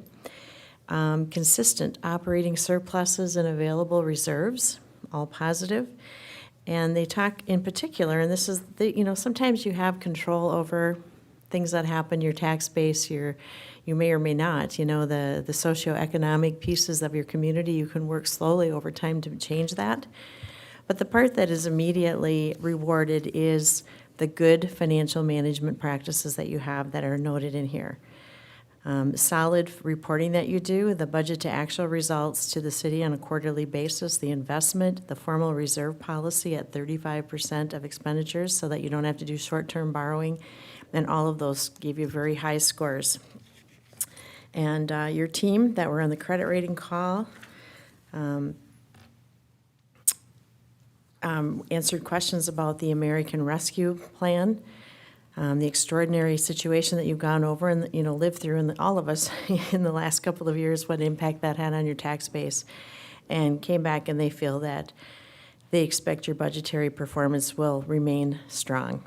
So it's a very solid report card to the city and a very nice report to your investors on the bonds, and part of why you had the good results in the market today.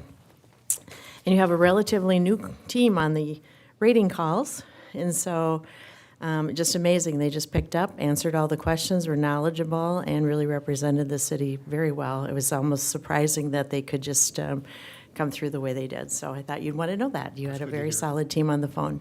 So. Good to hear. And so with that, we recommend award to the low bid of Northland Securities at 1.0885. Any questions for Terry? You always bring us good news. Well, I just report the news. Majority of the time. Luckily, it was all good. So, thank you. So the motion is resolution providing for the issuance and sale of $202,525,000 general obligation refunding bonds, Series 2021A, and pledging net revenues and levying a tax for the payment thereof? Is that the? It's correct, and the only change would be the amount of the bonds in the final resolution will be reduced to $2,395,000. Okay, so noted. At this time, motion? Motion, Your Honor. Motion by Councilmember Peterson, Second. second by Councilmember Wong. Any other discussion? Not all those in favor signify by saying aye. Aye. Opposed? Motion carries. Thank you, Terry. Appreciate it. City Manager Frandl. Thank you, Mayor. Next item, calling for redemption of certain outstanding bonds, general obligation municipal building refund bonds, Series 2012A. I'll turn that over to Dan Winnick, our Finance Director. Mayor and city council members, this is the second part of our debt plan that we had established through the budget process, and this will be recalling the general obligation municipal building refunding bonds of 2012. And there's approximately $805,000 remaining outstanding. We have accumulated enough funds after we get property tax payments in December to be able to pay this off. This will be paying it off 2 years early. And if there's any questions, either myself or Terry can answer them. Any questions for Finance Director or Terry? No questions. Doing a good job. So there's a resolution. I don't have it in the here, but I believe it's the Yes, there was a resolution. resolution calling for redemption of certain outstanding bonds, general obligation, municipal building refunding bonds, Series 2012A. That's the motion. So moved. Moved by Councilmember Wong, Second. second by Councilmember Thorson. Any other discussion? If not, all those in favor signify by saying aye. Aye. Opposed, the motion carries. Thank you, Finance Director and Terry. Thank you very much for all your hard work. City Manager Frandl. Thank you, Mayor. Next up is the Park and Recreation budget spending. I believe Morgan was going to speak to that. Lisa turned it in, but So I had kind of a discussion with Morgan this afternoon, and I think what we want to do is table this for right now. And Morgan, I don't know if you can maybe add a little insight to that reasoning. I just don't think it's complete yet. Mr. Mayor, members of the council, so I was, You have a little history on it. I have some history and background. I didn't know it was on the agenda tonight, so I wasn't involved with that portion of it. So a little bit of what the mayor and myself talked about before the council meeting was speculative. But I do think it's fair because Councilmember Cole is not here tonight, and I'm not aware of a rush or a pressing need for the council to consider what I think is a recommended action that I'm not familiar with, unfortunately, tonight. But I think, staff can get a little bit more prepared. And what I do know is that staff had reached out to me and WSB for some assistance with what was initially a staff-led park improvement plan update process, just because with workload and running out of time in the year, and I think the Park Commission did want to have something completed this year. So WSB is assisting. The proposal that's in your packet was not accepted and not approved, so that's not what we're doing, just so everyone's clear. But we are just providing some administrative assistance to help pull things together. My understanding is that we've committed, WSB is committed to staff to provide a draft for internal review and comment. And then the plan is to present to Parks Commission first and potentially council if we can, fit it in with the meeting schedule in the month of December. But as far as the packet and staff recommended action for consideration, I certainly think it's fair because Councilmember Cole is not here tonight to continue that to the next meeting. And again, staff will have a little bit more More time. concerted coordination, I think, in front of you at the next meeting. So that's what I have to add. I'd like to make a motion to table it this time. So moved. A second. Second, I mean. Moved by Councilmember Wong, second by Councilmember Peterson. All those in favor signify by saying aye. Aye. Aye. Oppose? We'll table that. City Manager Frandl. Thank you, Mayor. The next up is adopt the 2022 to 2031 capital improvement plan, and I will turn that over to Dan Winnick, our finance director. Mayor, council members, this is the 2022 to 2031 capital improvement plan. You have seen it on a number of occasions. If you remember, on September 21st, we tabled this item so it could go in front of the Planning Commission for their review. On October 7th, that was reviewed by the Planning Commission, and they unanimously approved that the 2031 capital improvement plan complies with the 2040 comprehensive plan.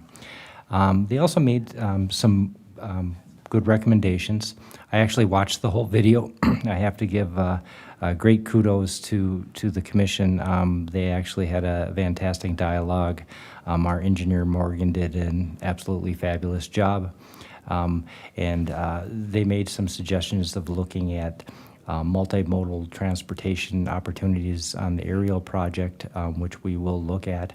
And they also discussed that in the future we need to look at developing plans that are utilizing trails and paths to connect the city, and primarily the Gateway Trail and to the parks and to the downtown area. And I think the comment of the council person, the chair of the Planning Commission, was something to the effect that we need to look at who's going to be living in the city in the future, and not just who's here today. And I thought that was just an excellent comment. Since that meeting and since the review, we've made two additional adjustments to the CIP plan. One is the community center improvements have been removed from the CIP plan, and the funding source has been removed at this point in time. Staff is currently working on doing a complete assessment of the community center, and that'll be coming back as a separate item for your consideration and in the future.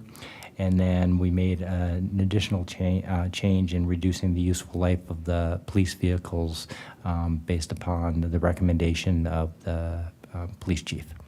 Everything else was the same. And so I'm asking that today it be the 2022 to 2031 capital improvement plan be adopted and approved. And we have to remember that this will be something that will be looked at on an annual basis. And there's a number of commissions that will be incorporated into that review process into the future. In addition, it can be changed at any time based on city council approval. Any questions for Finance Director.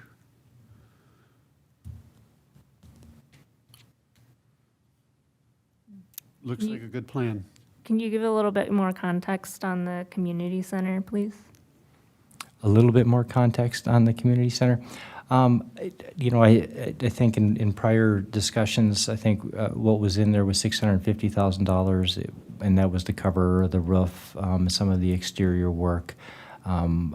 I think Public Works Director, Mr. Ritchie, had come up here the last meeting and had talked about that they had just kind of, that they were in the process of looking at going out for a formal bid specification, but he had reached out to a couple of roofing companies, and what was in the capital plan, the roof was at about $250,000, and all of the information that we're getting back from companies is that it'll be higher than that amount.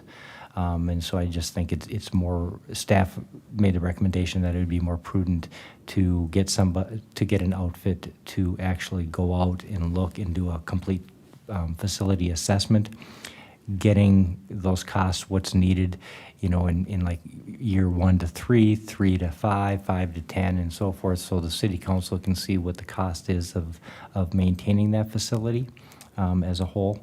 And as soon as that information is compiled, then we would end up bringing that back to the city council and look for direction of what is desired to do with the community center. But I think it's prudent that we get a full picture at this point in time. In terms of timeline, do you know what what the results of that will be? At this point in time, and I'm going to ask the Public Works Director, Mr. Ritchie, to come up and change. I know we had reached out to Wold Architectural and Engineering Firm to get a proposal to do a facility assessment. They have responded, I think it was on Friday. I don't know exactly where we're at or if we've reached out to anybody else. Yeah, Councilmember Wong, I met with both consultants, Wald, and then an inspect company that are getting together a proposal to give us a bid to give us an assessment on the building. So they're putting that together. The timing of that, I'm just waiting for the second bid to come back. I'm hoping to have it by the end of the week, and then we can go from there.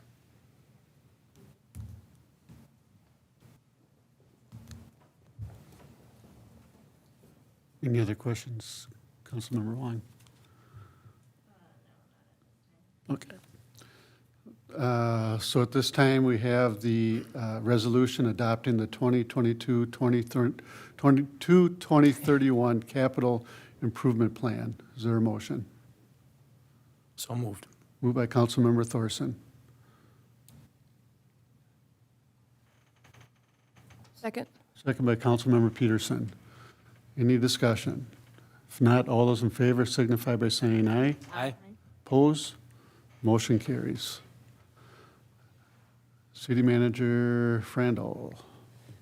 Thank you, Mayor. Just one quick item for the report from city manager departments, and that is the date of, pardon me? Yeah. Yeah, we're going to add the Item CI. Oh, that's right. C, I, and J, so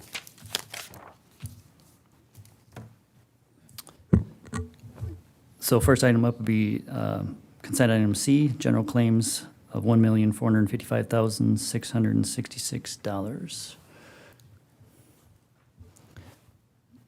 Turn that over to Councilmember Thorson. okay, so Yeah. we got Councilmember Thorson, go ahead. Question on a charge here. I'm trying to find the page number. It's page 10 of 16. It says the Spectacular Cleaning LLC. There's a charge September 2021 janitorial Casey events, $1,275. Is that, and then there's October 2020 janitorial expenses Casey Park 860. I'm just curious, is that additional charges due to the damage that was done when that event took place at that facility, or is it, I mean, we can't see the detail of why there's a difference there, but I know there's been instances at Casey Park and Housey Park where individuals who have rented the park have done extensive damage, and there's a need for excessive amounts of cleaning. Is that, can we get some detail on that? Yes, Councilmember Thorson. No, actually, these bills, they bill like on a monthly basis, and so there's like a certain charge, and I can't tell you the exact amount, if it's like $35 per charge, so then there's a number of events that they go and then they multiply it out. That's why it ends up coming up to like a $1,275 bill. But it was, to my recollection, it was not due to a single event. It was due, it's the whole month of September. And the reason I'm asking is because this leads into the parks fees discussion on when we're looking at raising fees and establishing a security deposit. Part of our existing plan and in the updated plan, it clearly states that, you know, if you do damage, you're responsible for it, but it didn't sound like we've followed through to bill those individuals who have rented the parks, and that's happened. Is that correct? That I cannot directly answer at this time. I have to get information and bring that back for you. And then I was just looking through that too, on that same page, a little higher up, it says ROC Inc. Janitorial Library. Is that, I'm assuming they're referring to the library at the community center, that space? That is correct. I guess I wasn't aware that we pay for the cleaning of that space as well. Actually, per the lease of the, with the library, actually, the city is responsible for all operational costs. I just, you know, this detail, sometimes it changes, and I prefer the additional detail, but it's just spurring a question. So those are just two items that I had questions on in the billing here. Is that it? Okay, so the motion is for the general claims of $1,455,666. Is there a motion to accept those claims? So moved. Moved by Councilmember Thorson, Second. second by Councilmember Wong. Any discussion? If not, all those in favor signify by saying aye. Aye. Opposed? General claims are paid. Then we got item I, which is the proposed park policy and fees. And Councilmember Thorson? Yeah, so, I mean, I kind of already discussed this before about, you know, the issues we've been having with damage to some of these facilities, and the belief that reestablishing a security deposit will help. I certainly am supportive of that. But I'm just concerned that, you know, if our current policy, and it's in bold, I'm gonna read it, the renters will be held responsible and billed for any unnecessary cleanup, losses, or damages above and beyond your deposit, as well as be subject to loss of rental privileges. If we're not currently enforcing that, you know, it just kind of seems like we're not accomplishing much here. We're charging responsible people more money. We're establishing a security deposit, which most people will get refunded. But the ones that violate the policy, we're not even following through, it seems, and that's just a concern to me. And so I feel like first it would be to address that before we look to raise rates and hope that a security deposit will help defer that type of behavior. And then my other concern is that, you know, I'm sure that this has happened, was it a handful of times, 6, 7 times? I'm not sure. We don't get reports on a regular basis when this happens. It's just been brought to our attention that it's happening more frequently. And when we're discussing the security deposits, if, let's say, on average, the additional damage is $1,000, and if we're only charging $350 for a non-resident, and then we're not following up and doing the billing, I mean, it's just really not accomplishing much. And so, are we charging enough? I don't know, can't really answer that, because we don't have that information. But, I mean, I don't really support the increase in the rental fee. But I do support the deposit, and I just want to reiterate how important I think it is that we follow up and bill these individuals who rent the park, do damage. And if they don't pay, I mean, we can't just say, well, we just figured we wouldn't pay if we don't send them an invoice. Of course they're not going to pay. You know, if I do accounting work for someone and I never bill them, I'm not going to expect to get paid. I mean, we at least have to follow up with that step. And if they are a resident, I would believe if they didn't pay, we'd have the ability to assess them like we are with these assessments for other unpaid bills. So I think it's important that we key in on that aspect too. And I think, you know, whatever is causing this, I mean, people's behaviors will change when they see these sorts of things happen. And if we have the reputation of just, you know, go in there and tear the place up and they come in and clean it up, I mean, people are going to continue to do it. So we can't keep doing the same thing and expect different results. So that's why I pulled it. I just want to make those comments. I mean, I think I'm just going to vote no, because I don't like the raise in the rates to rent it. I know Tim's not here. It sounds like everyone was supportive of it, but I mean, that's all. Okay. And to me, it's, you know, you do charge a deposit, you know, at the liquor store, we charge deposit for kegs and all. I mean, people, if you do charge something, at least it deters, you know, a portion of that. If there is no deposit, they just let it go and not worry about it. And I don't know why our policy is we're not billing, you know, that is an issue I think that we need to address. But I think having that deposit in there, having that reputation that we will take your money, you know, that deposited money if there is some sort of damage. But I don't know, Brian, do you know why we're not charging? I will make sure that that gets done. I will follow up on that. Yeah. Yeah, it should have been through my directive anyway, so that was probably my responsibility. I'll make sure it happens. And I would like to just add that I am not sure that we have not billed individuals. That's something that we need to look at, but if that isn't being billed, that will be corrected. So yeah, I think there was a little bit further information that we'll get back to you on that, Councilmember Thorson. And just to clarify too, I mean, so if someone goes to the extent that they've damaged I know police have responded to so many of these instances. And, you know, that's taking up our resources for something that, you know, so, I mean, typically we don't bill for police and fire response unless it's deemed excessive and a nuisance.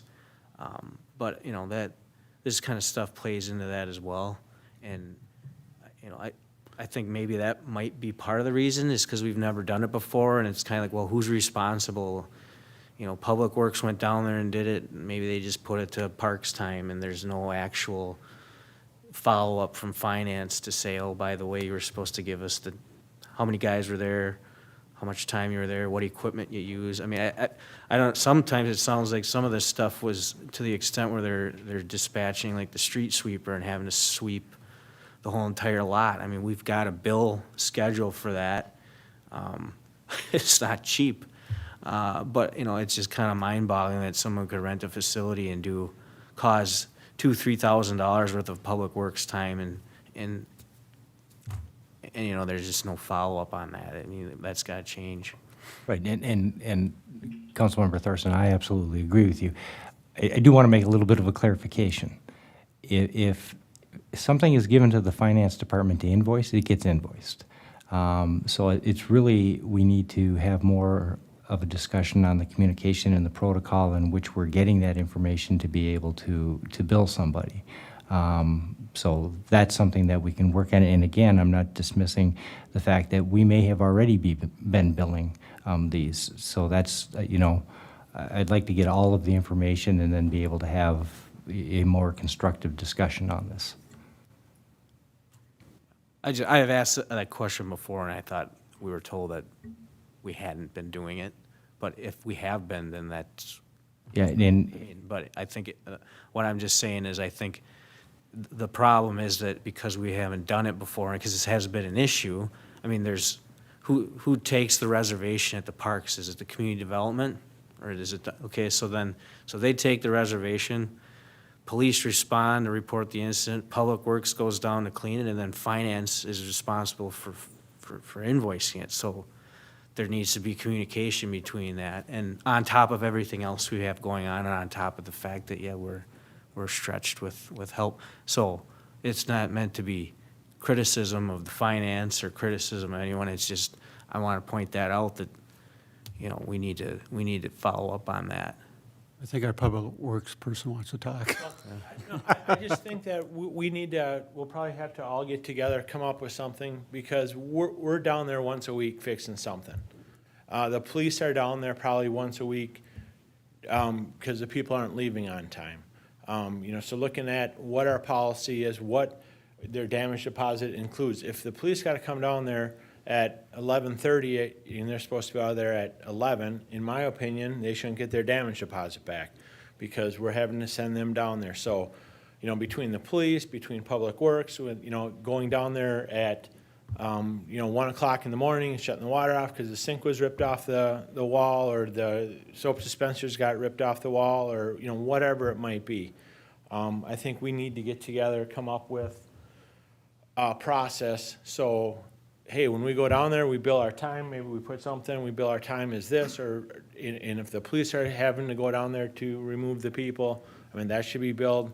So, I mean, I have not sent Dan anything for, you know, hey, bill this out, an invoice that hasn't got billed out. I mean, I don't know what happens, you know, on the, up at the city hall side for damage deposits, or how that works. But if we should get something down, so we can write this stuff down, put it in, so it can be billed out properly, so. Sure. And again, I'm We'll not- work on yeah. something. Wasn't making any accusations, I'm just saying, I acknowledge that there's multiple departments, and that, you know, if there's not some policy or procedure, and everyone knows, like, Public Works, it's called to clean it up, you guys don't ask questions, you go clean it up. Right. You know, and if finance isn't getting a bill for it, and they may not be aware of it, and, you know, and maybe community development thinks, well, Public Works did it, they're telling finance what's going on. So they just want to make sure we're communicating, and that this gets resolved and hopefully doesn't happen anymore. Yep, and it's kind of a mad scramble, because when someone rents it out, they get it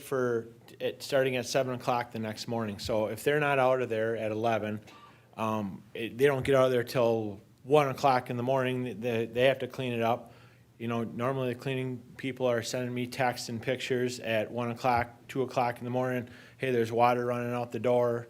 I have to get someone down there to get the thing fixed, so it's presentable before the next people come in the next day. So a lot of this stuff, you know, just kind of gets lost in the shuffle with the day-to-day stuff, you know. So we'll come up with something, and, you know, I guess talk about it at a later time. Yeah, and it's important to talk about this too, to have a full understanding, especially when we're talking in the future about capital improvement plans, other parks, and that, you know, these closed shelters are certainly nicer, but they're expensive initially, and they are also expensive for maintenance and repairs when this sorts of things happen, where, to my knowledge, you know, these open-air shelters, you know, what's graffiti and Yeah, we sand the picnic tables damage, down but they're twice not, a you year know, 'cause- sinks aren't getting ripped off and stuff like that. So it's just something to keep in mind that, you know, I think gets lost in conversations at other levels, that we need to be mindful of that. So it's good that we're having the conversation.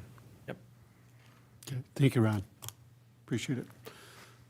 So the motion is for, unless there's anything more, Councilmember Thurston? Nope.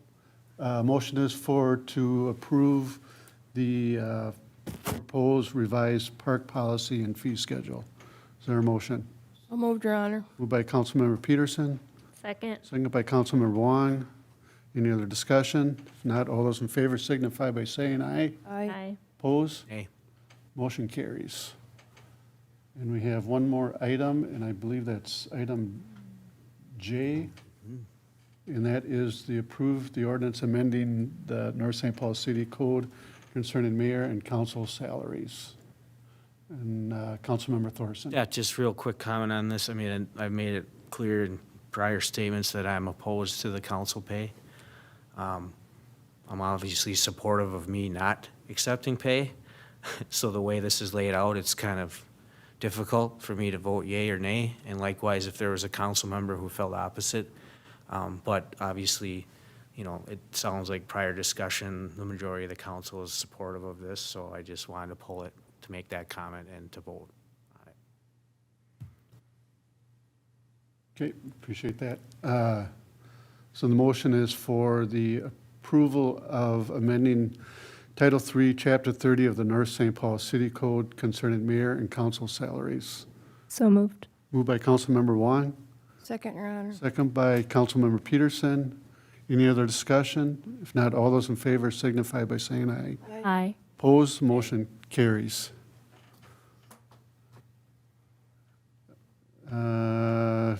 City Manager Frandl, anything? Reports of City Manager. Thank you, Mayor. One quick item, on the November 2nd meeting time for the council meeting will need to be adjusted. Do you need to be done by 6 PM due to voting that day? So we'll have to adjust the time back. What time works best for you? So I think in the past, we've done an earlier meeting, 4 o'clock. If everybody is okay with 4 o'clock. Or should we schedule another meeting? Well, I was just gonna say, unless there's something pressing for a workshop, why don't we just cancel the workshop and have the meeting at 5? And then is it The only- time to be done by 6? I mean, otherwise we could just cancel everything and reschedule. My only concern is if we want to talk about the community center at that point, or is that, do we have enough time at that point to talk about that? I don't know how much time we would need. I mean, even if you made it for like a half hour to talk about that and then move on into the council meeting? And that's my only case. If we don't talk about it at November 2nd, then we're pushed into another 2 weeks. Yeah. Unless we have a special meeting and just have a regular meeting, cancel this one and have it.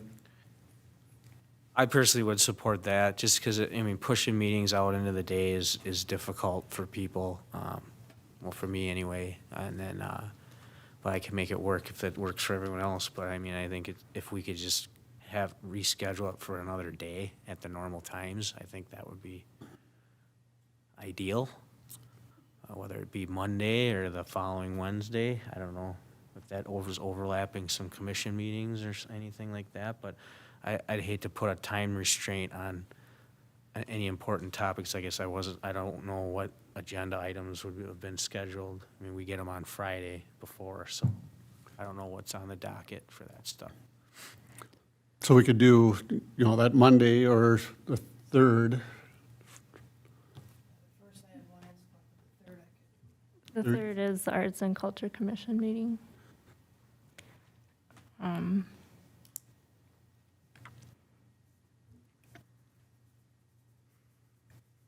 The 8th.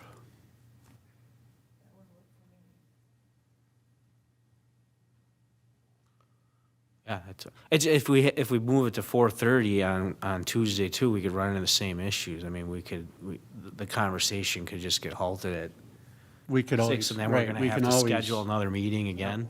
So we could, but we could shoot for the 2nd and play as much time as we can between 4 and 6. I think that would be really helpful. Because it kept the agenda maybe a little lighter, but if we need to do some business, we need to do some business. Right.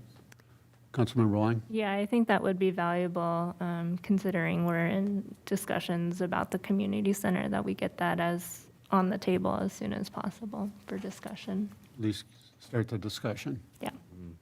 So we'll schedule from 4 o'clock to 6 o'clock on November 2nd? For a workshop or? For both. Okay. You're not gonna distinguish time between either? Uh, You have to schedule a time for the council meeting? We could do 4 to 4:30 or 4 to 5 for the workshop. 4 to 5, 5 to 6? Council members, what do you think? Well, can we just have a regular meeting? Why do we need a workshop? If we were to talk about the Well, we community don't have to center. take action on things, and we can have just discussion in a regular meeting about a topic and not vote on it, can't we?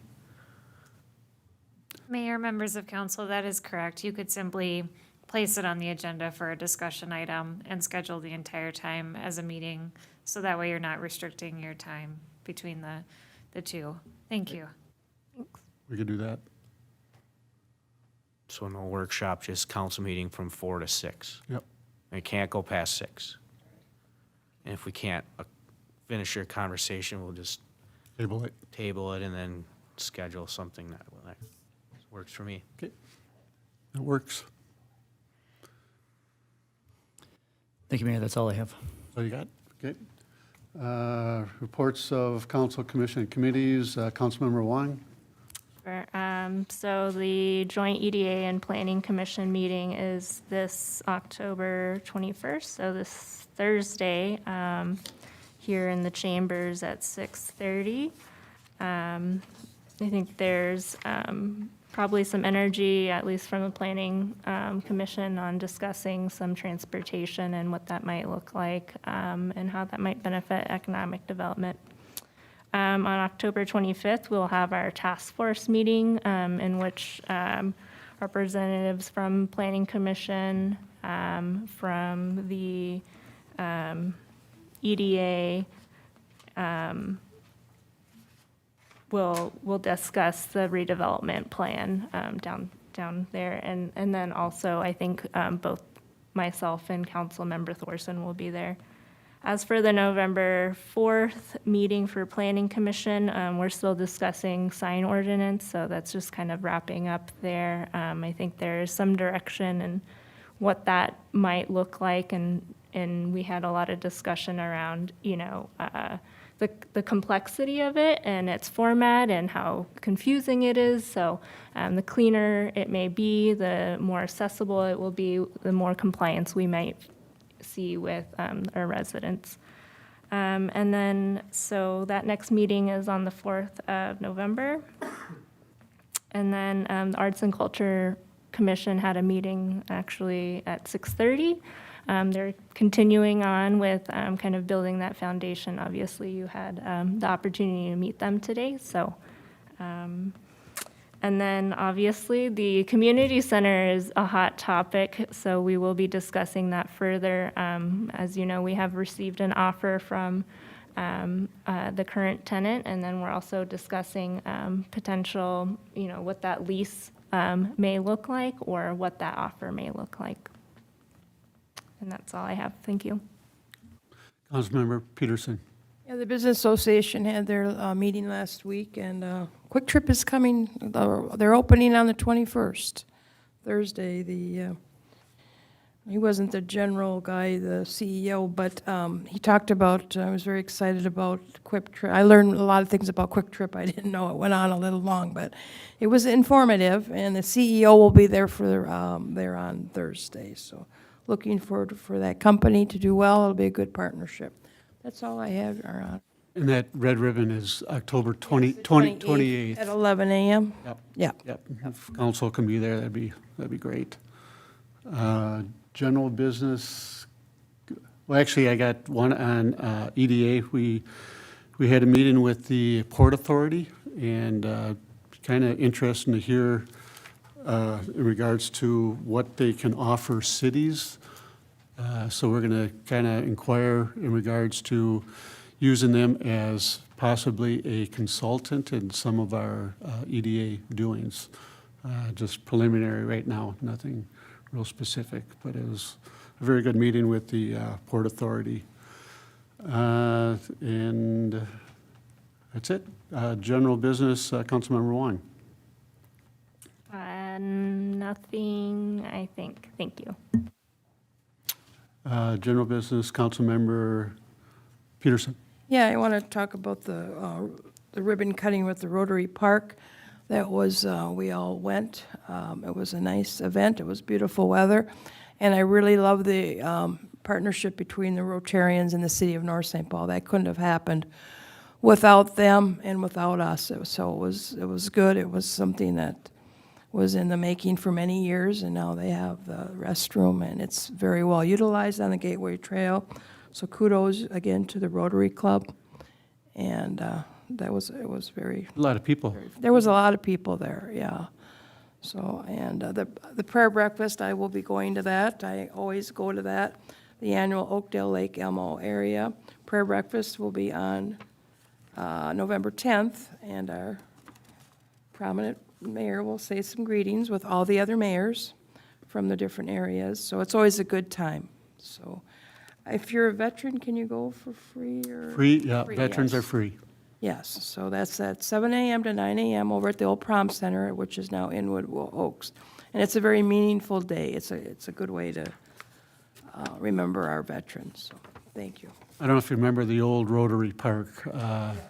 It was just a sign and a picnic table and a little shelter, and I think they had a pop machine at one time there. So just a very, yeah, the new park is really a nice park and a nice amenity for the city and for the trail. There are a lot of people that actually use that as their trailhead and take off from there, so it's a good addition. Councilmember Thorson. Yeah, just a couple of things. As Councilmember Wong stated, the redevelopment master plan task force is meeting on Monday, October 25th at 6:30 here at City Hall.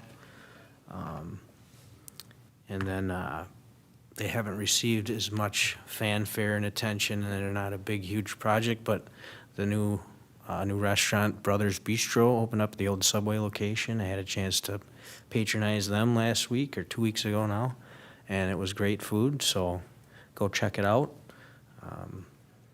And I was planning on making a bunch of comments about the community center, but being is that it's pretty obvious we're gonna have discussion about that at the next meeting. We'll just save it for then.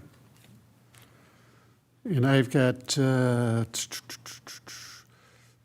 council, we have candidates that we're looking for the city manager that's due October 26th. I want to make sure that everybody is able to hook onto those links and everything and be able to see that. And it's very important that we look at that as a group and put together our candidates that we feel are the top candidates. Also, work for the downtown outside of the new restaurant or the new Sentinel building. I believe the cement's going in this week.